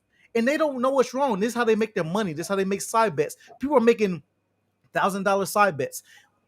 Like whatever the case is, this is how they make their money. So he doesn't know what's wrong. And when your dog lose, you don't gotta win. You honestly, I'm sorry, you execute that dog. Is that wrong? Yes, it's wrong to me. But in Mike Vick's head, no matter how much money he makes, this is where he comes from. This is This is what it is. So back to morals. He morally did not understand that is wrong because it's just how you grew up, and you can apply the same thing to chicken fights when you're in Indonesia, wherever they fight chickens at. I don't know, wherever Asian spots they fighting chickens. No matter Why where do it's you at, gotta be Asian? it's well, that's what I seen on TV, and I could be wrong. Okay. Excuse me. Excuse me. I'm Excuse me. asking. No, Don't get us canceled. I'm not hyped at all, but excuse me for the ignorance if it's not that, but that's just what I see on TV. I never seen a chicken fight. I know when I watch on TV what they're fighting chickens though. So that's that. But in my real life, what I will speak on, what I have seen plenty of pit bull fights in my community. If your dog lose, you gotta lose a dog, or sometimes the dog is too injured to continue on living. You kind of just off the dog.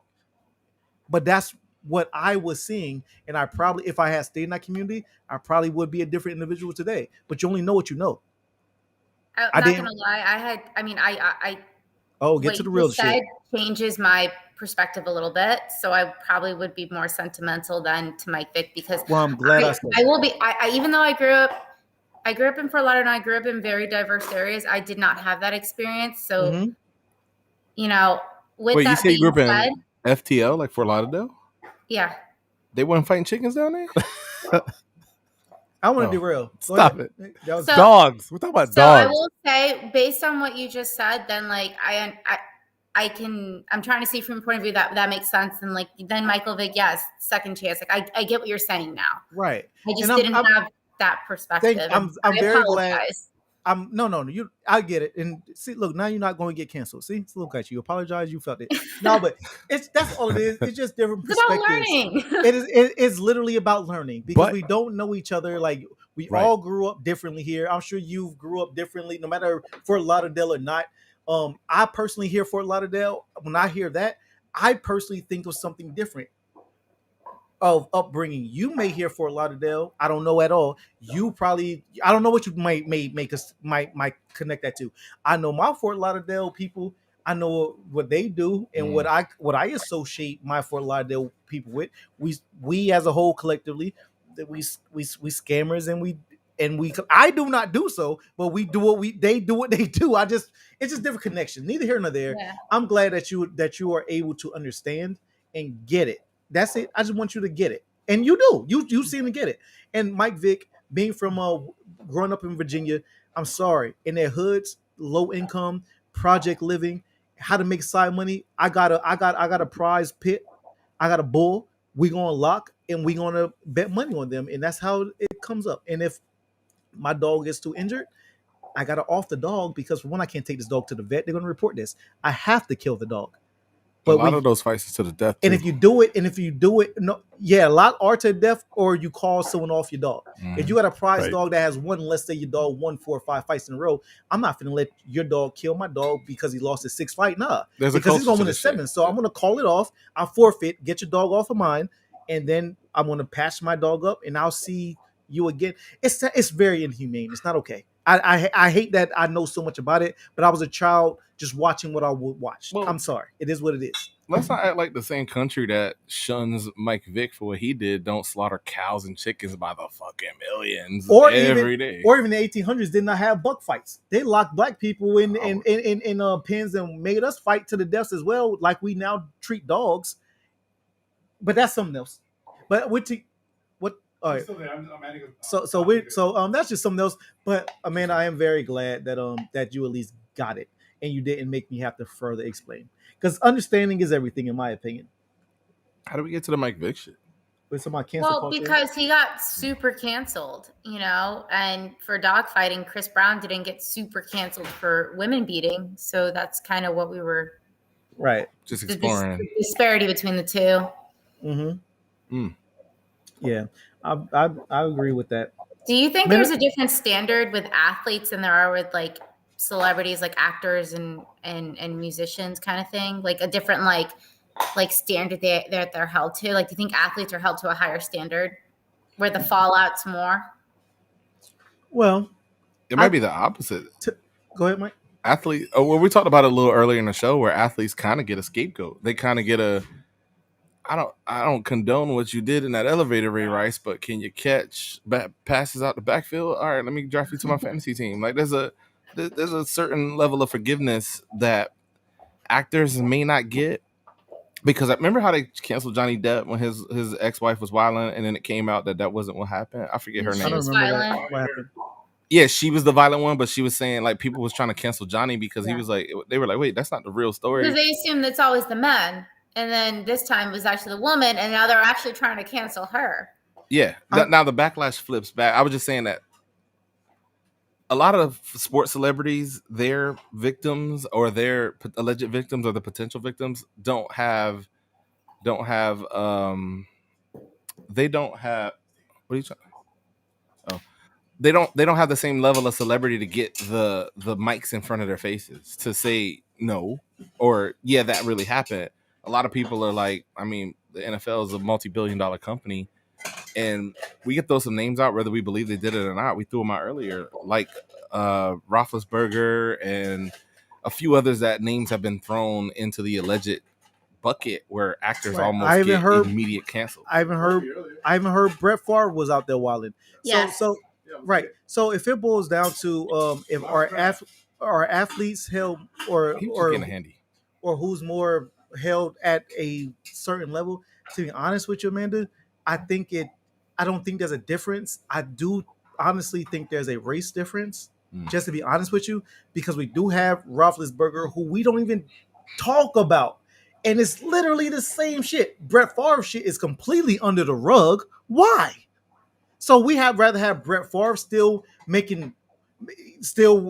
promoting Wranglers and shit. You know what I'm saying? His jeans all super tight. His ass ain't even fat. Brett Favre don't even got fat ass in his Wranglers. His ass don't even look good. It's not like he walking around thick. You feel me, Amanda, right? Brett Favre ain't even thick. Now, away from the jokes and shit. It's funny you say that because I'm actually a Green Bay Packers fan.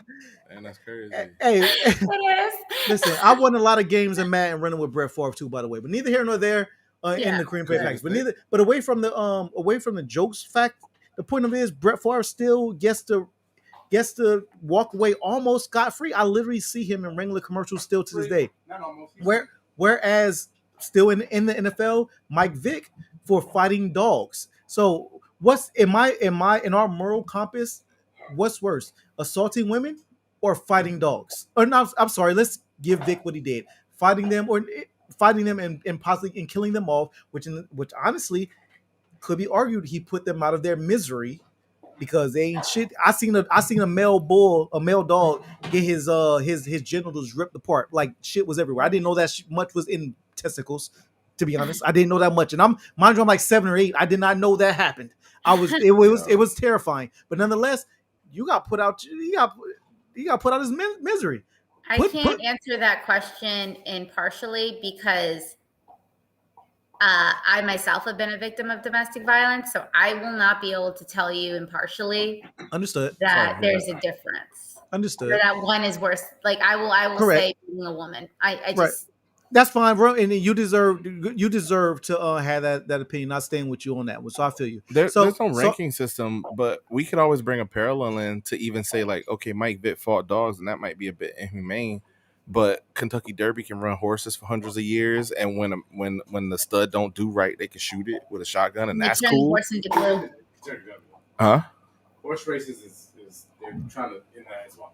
Oh, I know they're trying to end it, but Mike Vick got ended a long time ago, and there's been derby parties every year since. Did you guys hear about the dog races in St. Pete? They got rid of that track. I didn't know that neither. But yeah, so there's a bill that Florida passed to get rid of the dog races. That that track on Gandy. Yeah. Yeah, they got rid of it. They didn't get rid of the track yet, but they stopped the dog race. There was like a bill passed. It's an Amazon within like a year or two that it was like illegal. It just became illegal to do the Greyhound dog racing.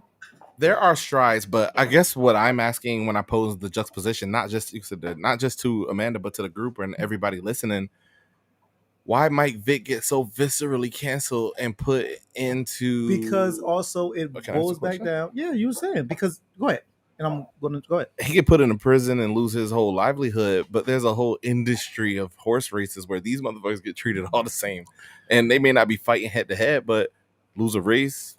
Old Yeller out back type of vibe. Because it boils back down to it comes back down to race. Oh, okay. Yeah. Well, and I go back and I missed because I was making a drink. Amanda, you asked Amanda the question about is it worse that he treated dogs inhumanely versus did we say Chris Brown beating a woman or somebody? Yeah, was, she abstained from the answer due to personal reasons. Okay. But the question was essentially that. Yeah. Right. Okay. All right. But there was no answer. I thought there might have been an answer, but okay, that's well, no, cool. there was an answer. I mean, I'm not afraid to say it. It is what it is with my past. It brings who I am. Like, it makes me who I am today. Like, I can't answer that impartially because I have been a victim of domestic violence. So for me, that's always going to be worse. Want me to fight him? Huh? Do you want him to fight him? Want me to attack? No, I got my licks in. I'm good. No, I'm gonna get mine too. And he has a really small dick, so he has to live with that for the rest of his life. So it's like, damn, go right for the dick. Right for the dick.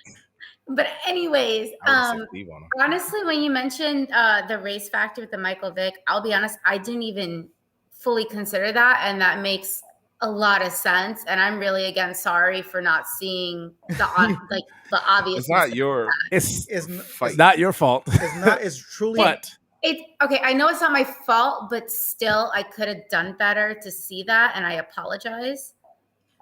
You don't want to be canceled so bad. I'm kidding. I know. Honestly, listen, I really you're making a genuine apology. I just want to be a good human being. That's just my goal in life. That's real. But honestly, that's why conversations like this are necessary, because it opens up eyes to it just opens up different perspectives. I get put on all the time. Like when I speak to people of different ethnics and ethnicities. Yeah, that word. I got speech impediment, and I got that, and like just in general, like you it's like we just exchange. Nothing wrong with. I call it sparring. Let's spar. Like let me learn. You're gonna learn, and we're gonna. Because we don't know unless you speak about it. But now, because we had this conversation, you will now look at this a little bit different. Just a little, you know what I'm saying? Just a little different. You can still feel how you feel, because it is still wrong to do what Vic did to dogs. Right, that's the question. But the big but is when you literally are brought up into this, and this is your culture, and this is what we do, it's not wrong, because we don't know no better. I'll slap a mosquito, I'll kill a mosquito quick as shit. Let me go talk to a monk. They want to hold me to the fire because I killed a mosquito. Smack your hand. Sure, because you know what I'm saying. Kill Bill. Go ahead. Never mind.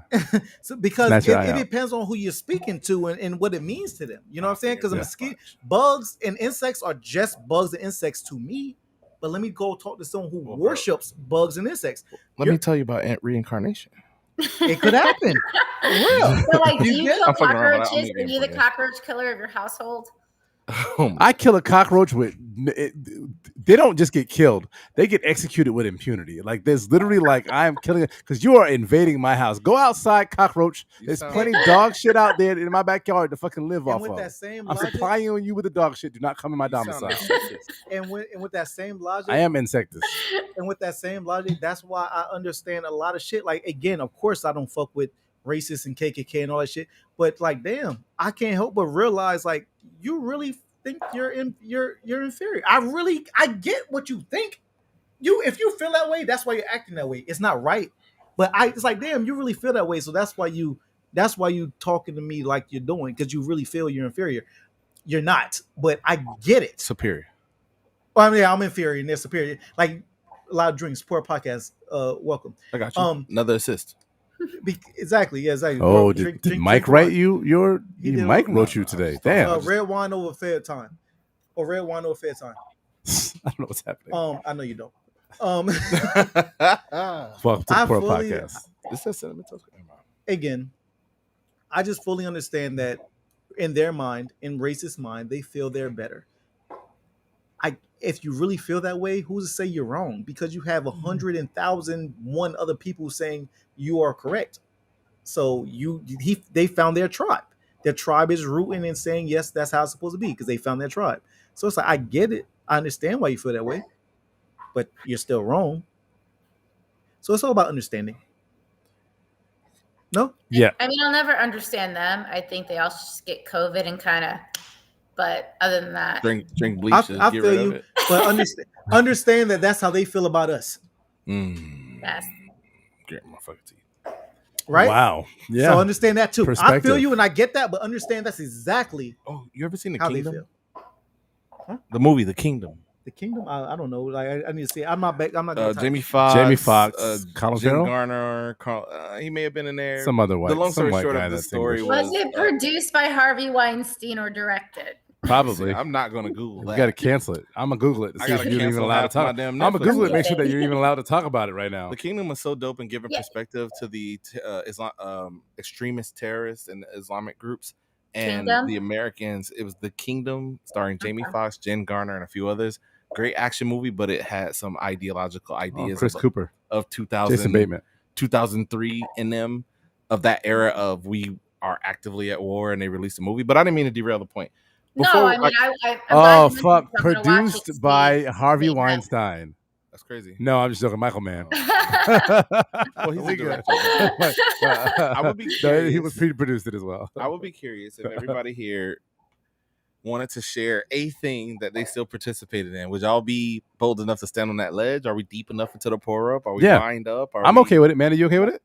Share wait, something that say got that canceled again? that you still rock with. Share something that effectively got canceled that you still rock with. And we can go first. When the person was canceled, that you still kind of participate in whatever they. And I would say we can go first and let her. And you're still allowed to abstain. We would like for you to participate. You don't have to. I'll participate. I just have to think about it. We'll go first. I'll go first. I tend to disassociate a lot, so I'll go first. Yeah. 100%. I have not stopped rocking, and I watch whenever I can get it in clips. There's the episodes I have to I already have them. I own them. I think on Amazon already. But I rock the Cosby Show. I do. We knew. Everybody knew that. I rock the Cosby Show, and again, the justification for that again is I don't necessarily. There are some things about Bill Cosby's the whole ordeal that I'm not comfortable with. I am not comfortable with the fact that he drugged women and had sex with them. That is not something that I'm comfortable with. There are other things associated with that I'm not comfortable with. But at the end of the day, it doesn't take away from that. He did have his day in court, and through the circumstances and the way he chose to present himself and handle that court case, he was indicted and found guilty. So he's guilty. But that's not to me an indictment on the show. The show did not do anything wrong. Again, I rocked with the Cosby Show. We didn't ask you to cop a plea. It's cool. You watch the cop a Cosby. plea. We all about to do it. I know, but I'm gonna just say I still rock with Cosby. Steve, Show. you want to get in there? You want me to Steve, get in go in there. You go first, Mike. So something I participate in, and I think I'm not even going to tap dance on it. I still be rocking Michael Jackson. See, that's not fair. Nope, that's a cop out. He was never convicted of anything. He wasn't canceled. He wasn't. No, he has not. He was definitely not canceled. Wait, conviction determines cancellation. He was definitely not canceled. He still has a following. Convicted. He wasn't canceled or convicted. Michael Jackson is an anomaly of the whole situation. Was he convicted, Mike? I know he wasn't convicted, but he was canceled. Michael Jackson was 100% not canceled. Well, I think Michael Jackson is an anomaly because his shit supersedes cancellation. No, pick somebody else. I have to pick somebody else. Yeah, that's not cool. That don't work. I'm going to go with Claude. That's my friend. Are you denoting that I've done something? You've been canceled. I've never been canceled. Oh, my bad. Steve then. No, we canceled your message. No, Mike picks up. No, so if you want to rock with Michael Jackson, I'll let you rock. That's your opinion. Again, I don't think Michael Jackson was ever canceled. Steve, I agree with you. You agree with me? I don't think he was actually really canceled. I do agree with that as far as Mike. But there are some weird feelings about Michael Jackson, so I'll let you have that. Court of public opinion. Okay. Steve, you're up. It's rough because I can't think right now off the real. I mean, other than I still listen to Chris Brown. I still fuck with Eminem has tried to been canceled. I'm a big Eminem fan. Eminem can't be. I'm not canceling Eminem. Yeah.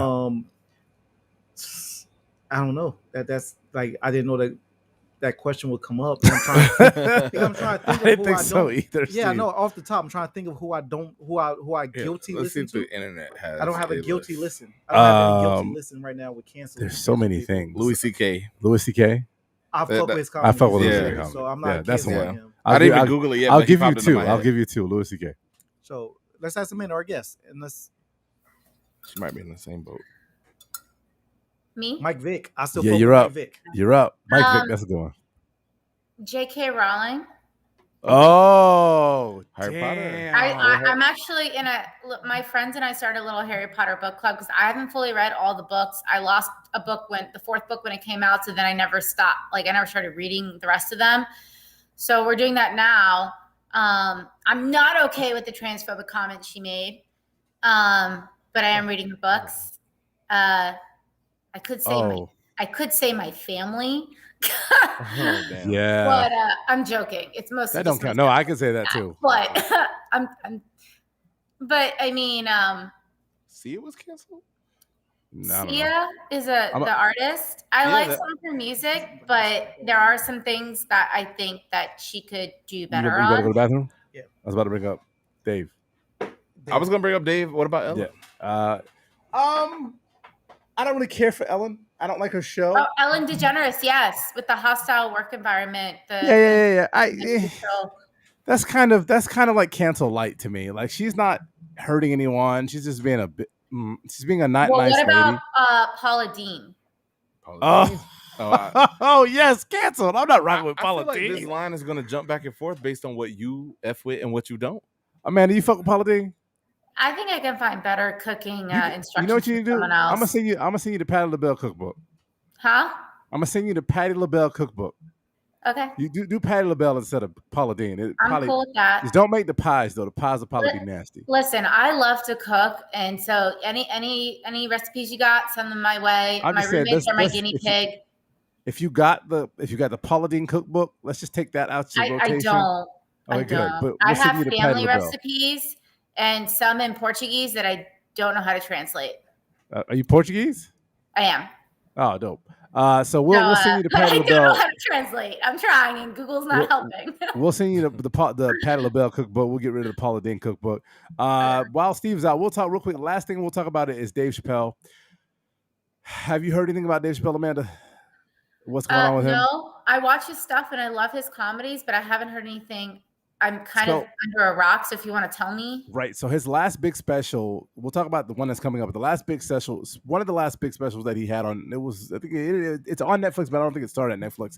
He talks about the LGBTQI, and he talks about how the LGBTQI, et cetera, the alphabet of I hate to use the word queer, but because I never know how to apply it right. The alphabet mafia. The alphabet. I'm not gonna do that either. You could do that. I ain't gonna do that either. The alphabet crew are all in a car together. He says, "I'm good with the LGBT. I'm good with the LGB, but the TQI and everybody else in the other alphabet down to Z is what's fucking them up." That's where it started, and then they've it's kind of snowballed into this. Dave Chappelle's a transphobe, and et cetera, et cetera, et cetera. Mm-hmm. Fast forward to his upcoming Netflix comedy special that's coming out. And it's a continuation of the same thing, basically saying that, no matter how much you try to put it, a trans person does not have a pussy. He says a pussy. This is not mine. A trans person is a woman. I definitively say a trans person is a woman, but let's be real, they don't really have vaginas. So he's you kind mean of going until they down have surgery or even after surgery? After surgery, they can be legally determined to be a woman. They can have the surgery where you can have a vagina-like thing, is basically what he's saying, but it's not a real vagina because the fact of the matter, his words, not mine, Dave Chappelle's words, that everybody comes out of the vagina of a woman, and a trans woman cannot do that. And he's just putting the marker there. He's not saying that a trans woman is not a woman. He's just saying there's more definitive things.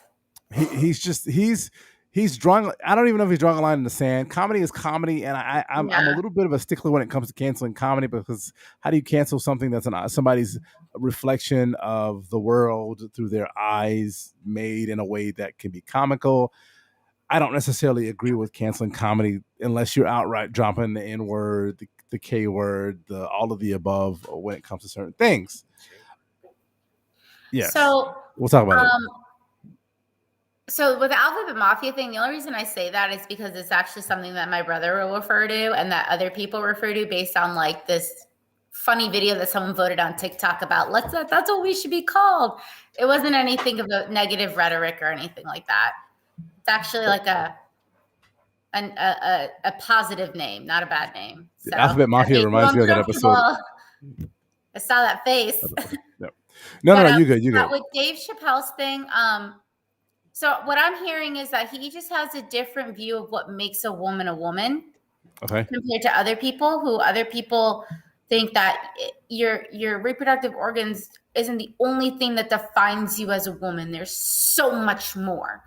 And There's women out there that have a vaginal canal but no ovaries or uterus or fallopian tubes because of hysterectomies and stuff, and they're still very much a woman. They got tits and a vaginal canal, and trans women are women. They have just that. So but there's so much more than reproductive organs that define a woman. If I heard that, I wouldn't be so irate where I'm like, he's canceled. I'd be like, he needs to maybe listen and maybe talk to some people and get a different perspective. Like with Steve brought me to a new perspective, so maybe Chappelle should talk to some people and get a new perspective and be a little enlightened, because I don't know Dave personally, but I think he's the type of person that does do due diligence. I think it's presented. I agree. It's comedy, and I get that people get offended by comedy. They do. People will 100%. Always be offended by comedy. No matter what you do, you can never say a joke that will not offend at least one person in the crowd. Yeah. And so, I agree with that. So it's just like, so what's the fine line between comedy and straight up offensive? I'll be honest with you. At the end of the day, is Dave Chappelle not allowing trans people to come to his comedy shows? Is he telling them that they're not wanted here? Is he saying, hey, trans people are not people and they're not allowed to do certain things? There's no suppressive, oppressive actions in what he's saying. Yes, you can be offended and you may not get the joke. I don't necessarily agree that it might be something that he needs to be canceled of, because again, to me, we can be offended by the things that people say, but understand comedy is kind of a different. If he says trans women aren't women and trans men aren't men, and that they shouldn't be playing their sports and doing this and doing that and pulling some kind of Texas shit, that'd be one thing, But I'm sorry, his jokes, he's not saying that they're, so I can see what you're saying. Yeah. I'm not sure exactly where y'all jumped in on Dave Chappelle joke, but the point of it was if y'all heard the joke he said, he was literally saying that the baby, the artist, the baby, the rapper, he could literally shoot and kill a human being in Walmart and not be canceled, still have a prosperous career. The minute he says something homophobic, get him out of here. Was his point of his joke. Y'all might have made that point. I was gone. There was a couple. We dissected other parts of it. Okay, so we didn't hit that part. Okay, well, with that, Dave, I apologize if I jumped the gun or whatever. Because there's a lot in the Dave. Dave has a lot. Have nothing to do with the baby, so I'm sorry that someone jumped the gun. At the end of the day, Dave Chappelle made a joke about the baby, the artist, the rapper, the baby, about him literally killing someone in self-defense in Walmart because he was protecting his family, and he got ran upon. The other assailants, they also had a weapon themselves. He fired first. He protected himself. He protected his family. He's not canceled for killing someone. I want to bring race into it. So let's I'm curious then. Like he killed the person in self-defense of himself and of others, which is right. Have that and all that stuff. Like he didn't just shoot someone out of malice or anything, or out of just cold-bloodedness. I see where you're going, and I agree with you. So that should be, technically okay, because he should be able to defend himself and his family. So that should not, I honestly don't see that as like, okay, someone makes a homophobic or transphobic remark, because in my opinion, if you had a rightful self-defense of yourself and others that ended with someone's life, but it was justifiable. It was accordingly. It wasn't some bullshit stand your ground crap. It was. You're right. I agree. You and I and all this here, we morally agree with that statement. But Dave's only joke was that can happen. He can literally kill a human being, justified or not. He did kill a human being. Cool. He can have a prosperous career, which he should. He protected himself and his family. But you make a statement, which is, his exact statement is, excuse me, a man of my language is what it is. If you're not sucking dick in the parking lot, put your hands up. I'm sorry that I would have raised my hand because I was not sucking dick in the parking lot. So what you're saying is true, Steve, but that wasn't the only thing he said, though. Because we said, you weren't here, but we did say what he also kind of he hinted on about basically trans vaginas are factually not vagina, like they're factually not what a biological vagina is. And what I get what he's saying. Dave is eloquent and Dave makes jokes. And I think what people didn't like the LGBT. And Dave has always said, I have no problem with the LGB community. It's the TQI alphabet that goes after that because they make it more complicated and they make it and it's a lack of understanding or a lack of cohesiveness when it comes there. And that's what he was saying too. The baby thing was also a thing as well. So there's a lot. There's not just one thing in the Dave Chappelle thing. The fact of the matter is that I think we gotta give comedy a little bit of leeway when it comes to certain things. He's not out here using the F word. He's not out there using. He's not out there saying that trans people aren't the sex that they identify as. He's just making it, and this is comedy. He's making an observation. You eat tilapia? You know what I'm saying? What? You eat tilapia? Tilapia is not a real fish, so no, it's a manufactured fish. I don't eat tilapia. Amanda, do you like tilapia? Not particularly. It's not that great. Mike, you like tilapia? No, man. It's a fake fish. So listen, so if none of us here prefer not to eat a fake fish, why I gotta eat a fake vagina? I like salmon. Okay, I don't don't go tilapia on my plate. Give me a salmon. I don't want the man-made John. Well, if Chappelle's talking about a fake vagina, is he talking about the vaginal canal? Or are we talking about like the fake vulva and a fake clit? Because like those are two other separate things from the vagina. I'm just letting you know. Based Are on transgenders tilapia? That is like a thing. So hold on. Yeah, Mike told me earlier off camera. Mike said it's not me. He said transgenders are tilapia. Amanda had a point. Cancel this man. Amanda had a point though. It was an existential point though. It's like that. Like if a tree falls in the woods and nobody sees it fall, did it fall? Type thing. It's like think about women, actual natural born women who have no ovaries and no uterus because they had to have all that shit removed. They have a canal where you can still fuck and they can still feel the sensation, just like a trans woman can still feel the sensation of a artificial. Are we now tilapias with hysterectomies? That's what I'm saying. She made a good point, and I gotta give her. I'm gonna shoot her bail for that. That was a good point. Now you're changing my thought pattern around. I give it to her but because I will how about say, this, guys? There is much more to being a woman than what is inside our bodies. How about that one? There's so much glorious more stuff. Like what? I agree. No, let's have this conversation. Women are amazing. Amanda, thank you for being on the Pour Up Podcast. We do need to move on. We've spent a lot of time here, and I'm gonna have so we're having a good time. It's great. It's the Pour Up Podcast is what we do.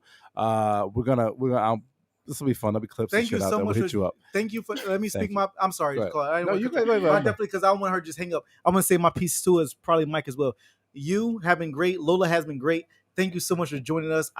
I love the fact that I was able to give you a different perspective on things. You gave me a different perspective on things. Thank you for being able to take jokes, which is most important because this is definitely a comedy style podcast. This isn't serious. It's not about politics, not about anything else. We laugh, we joke here. No, we are not to be taken serious.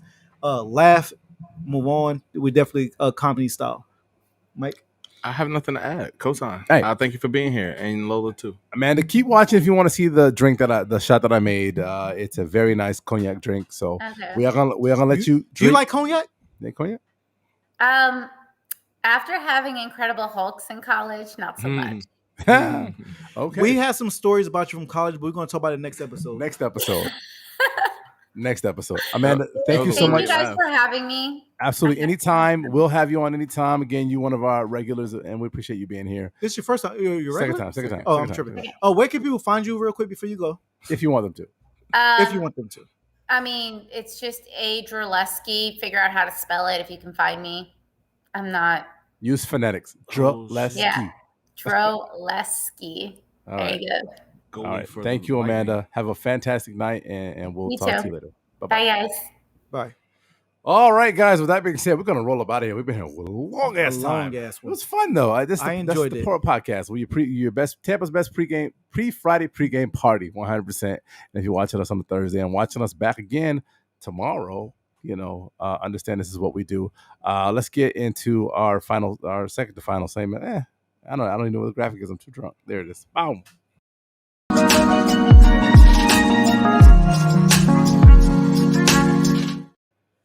All right, guys, this is Drinks on Me, the part of the show where I make a cocktail or a shot for the guys to take before we get the hell up out of here. This one is called the Jackson 5. It's got a half-ounce Amaretto, half-ounce Buffalo Trace bourbon cream, and a half-ounce cognac. Why do I call it the Jackson 5, Mike? You asked me that earlier. I told you that you wouldn't figure out why I call it the Jackson 5. No, Figured it out yet? I did not, in fact, You figure it didn't out. figure it out yet? It's a riddle. It's because it's called the Jackson 5 because it's easy as ABC, you know, ABC, because it has amaretto, Buffalo Trace, and cognac ABC in it. It is called the Jackson 5. So ABC, take it, and this is what it is. Steve, can you write his stuff? No, it's called ABC. The Jackson 5. My click up. I'm asking Steve to write your stuff. Easiest 1, 2, 3, because it's got amaretto, Buffalo Trace cream, and cognac. You said it. That's your third time. I got it first. Fuck y'all. But take it in. Damn. That is close to that cinnamon toast crunch shot. Yeah. The graham cracker? Oh, the cinnamon toast crunch. Yeah, that's actually made with. I think cinnamon toast is actually made with whiskey. It's not made with. I'm not a bartender. This drink. This was actually a good one. So Yeah. you did your thing with this one. Would you eat your cereal with it? I wouldn't mind dumping it. No. I'll dump a. Steve you're a cornflake or cognac drinker. You like something. cognac. I like yak. Cognac. I'm a yak Yak fan. drinker. I'm a yak fan. I like them all from No, it was Kodak to Kodak. When it Kodiak? where's my yak? What was yelling in that that? was the Real House. Yeah, that was like Something some that. BET, the college real College world. Yeah. Hill, college. Oh, College Hill. College College Hill. Hill. He was yelling about the yak because niggas drinking shit.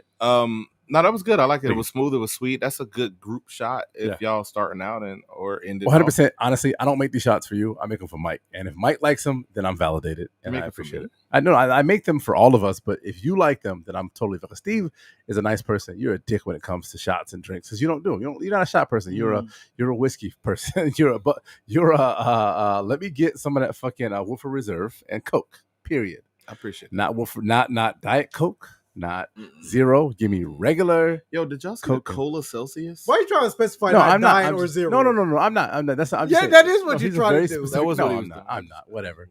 Whatever. Quick, and then let's get the fuck out of here. What are you saying about that? Oh, that was just a cola flavored Celsius. It's just trash. You know what I did see? A pumpkin spice latte fucking In seltzer. Seltzer. No, seltzer. It's like a water, like a hard seltzer pumpkin spice latte flavor. How many did you buy? 0, because that shit is. I don't like. If you know anything about me, I don't was like pumpkin spice latte. I think it's the nastiest thing. Actually, Lauren Powell, the Seltzberg girl, actually had them, and I have a bit of a feud with her about it right now because it's gross. So that's dope. That's what you seen. The pumpkin shit. Hey, I seen my homie on the block the other day. Right, he had a moon. he had a 30 with the moon clip. It was Kerr's moon clip, even though it was broad day. He still had the moon out. It was wild. But we see different type of things, I guess, depending on where you're from. Oh my God, you're killing me right now, Steve. Can we get the last call? Let's move it on. I'm ready. I gotta take a piss. I'm ready to be done with all of this. Let's call. Enough of that. Way too long. We'll be redoing all of this shit for y'all in the near future. Who wants to go first? I'll go. Sign out. I did definitely appreciate this episode. It was fun. Yeah. Salute to Amanda. Salute to Lola. I got put on. I'm glad they got put on. And I'll be back here next week. Steve Cash Money Bags. I'll do it. We'll leave Mike. 100%. Again, I stick where I'm saying, guys. Cancel culture cannot be the way that we determine who's wrong, who's right. Morally is, I get what Steve Cash said. Morally is how we determine things, but morals aren't laws, and we cannot push our morals on other people, no matter how right or wrong we think they are. It's not the way the country works. It's not the way the real world is. So let's fucking get the right people in Congress and Senate, judges, and all that stuff. Let's hold people accountable for the things that they do and change the culture overall. And let's not rely so much on cancel culture. Let's just make that kind of like a additional tool, you know, it's the rose supplementary thing. It's the rose toy in girl vagina. Yeah, let's make it a sex toy to sex. You know what I'm saying? Sex is sex, and sex toys just enhance it. Let's make cancel culture enhancing the process instead of the process altogether. Enhancement. Why not? Fuck it. I'll roll with it. That's me. Go ahead, Mike. This is stupid. I don't piss. Go ahead, bro. Yeah, good. No, I gotta sign off. He Go said ahead. piss. After you get a vasectomy, be aware that you have to piss a lot more. No, you don't. This is my last call. Go ahead. That's not true though. But go ahead. This is my truth, bro. Don't hold it longer because you know I had to piss. Go ahead. Don't stop me. I was talking. Go ahead. I'll fuck with you. This is my truth. When you get a vasectomy, you become less than a man. It's not true. That's the last call for Mike. I fucking hate you so much. No, y'all check out. We was at Red October with Preem. Y'all check out his GMF performance if he posted it. Y'all check out Red October, the album, and the interview we had with Davi at the Red October listening party. And I can't wait to get homie in the studio, really chop it up because that was some quick shit. But also salute to Brown Liquor Fridays, Poor Podcast Collabo featuring first but not last, right? 100. Right. True. Keep in mind too, we're gonna be doing a lot of things with Division Media, the Pro Podcast, as far as live events. We're gonna slow down for a couple of weeks. We kind of putting that shit to the ground. But the DMs I cooking. know y'all killing us with this shit. So thank y'all for the interest. We're gonna get back to everybody. We will slowly do what we need to do to get there. So go ahead, what I always forget to do, what? Please like, subscribe, and share the Poor Podcast, because when you click that thumbs up, it does us some good money. And also when you share it to a friend who don't know about us, they get to find out about us. Appreciate y'all. I am Mike Lake, aka Salt Pepper Beer, and the Drapes matches the other one. Yuck. I'm not gonna try CP34. Steve Cash Moneybags, aka the Fitness Addy, aka the Vampire. Believe all the stories you tell about your boy over in the campfire.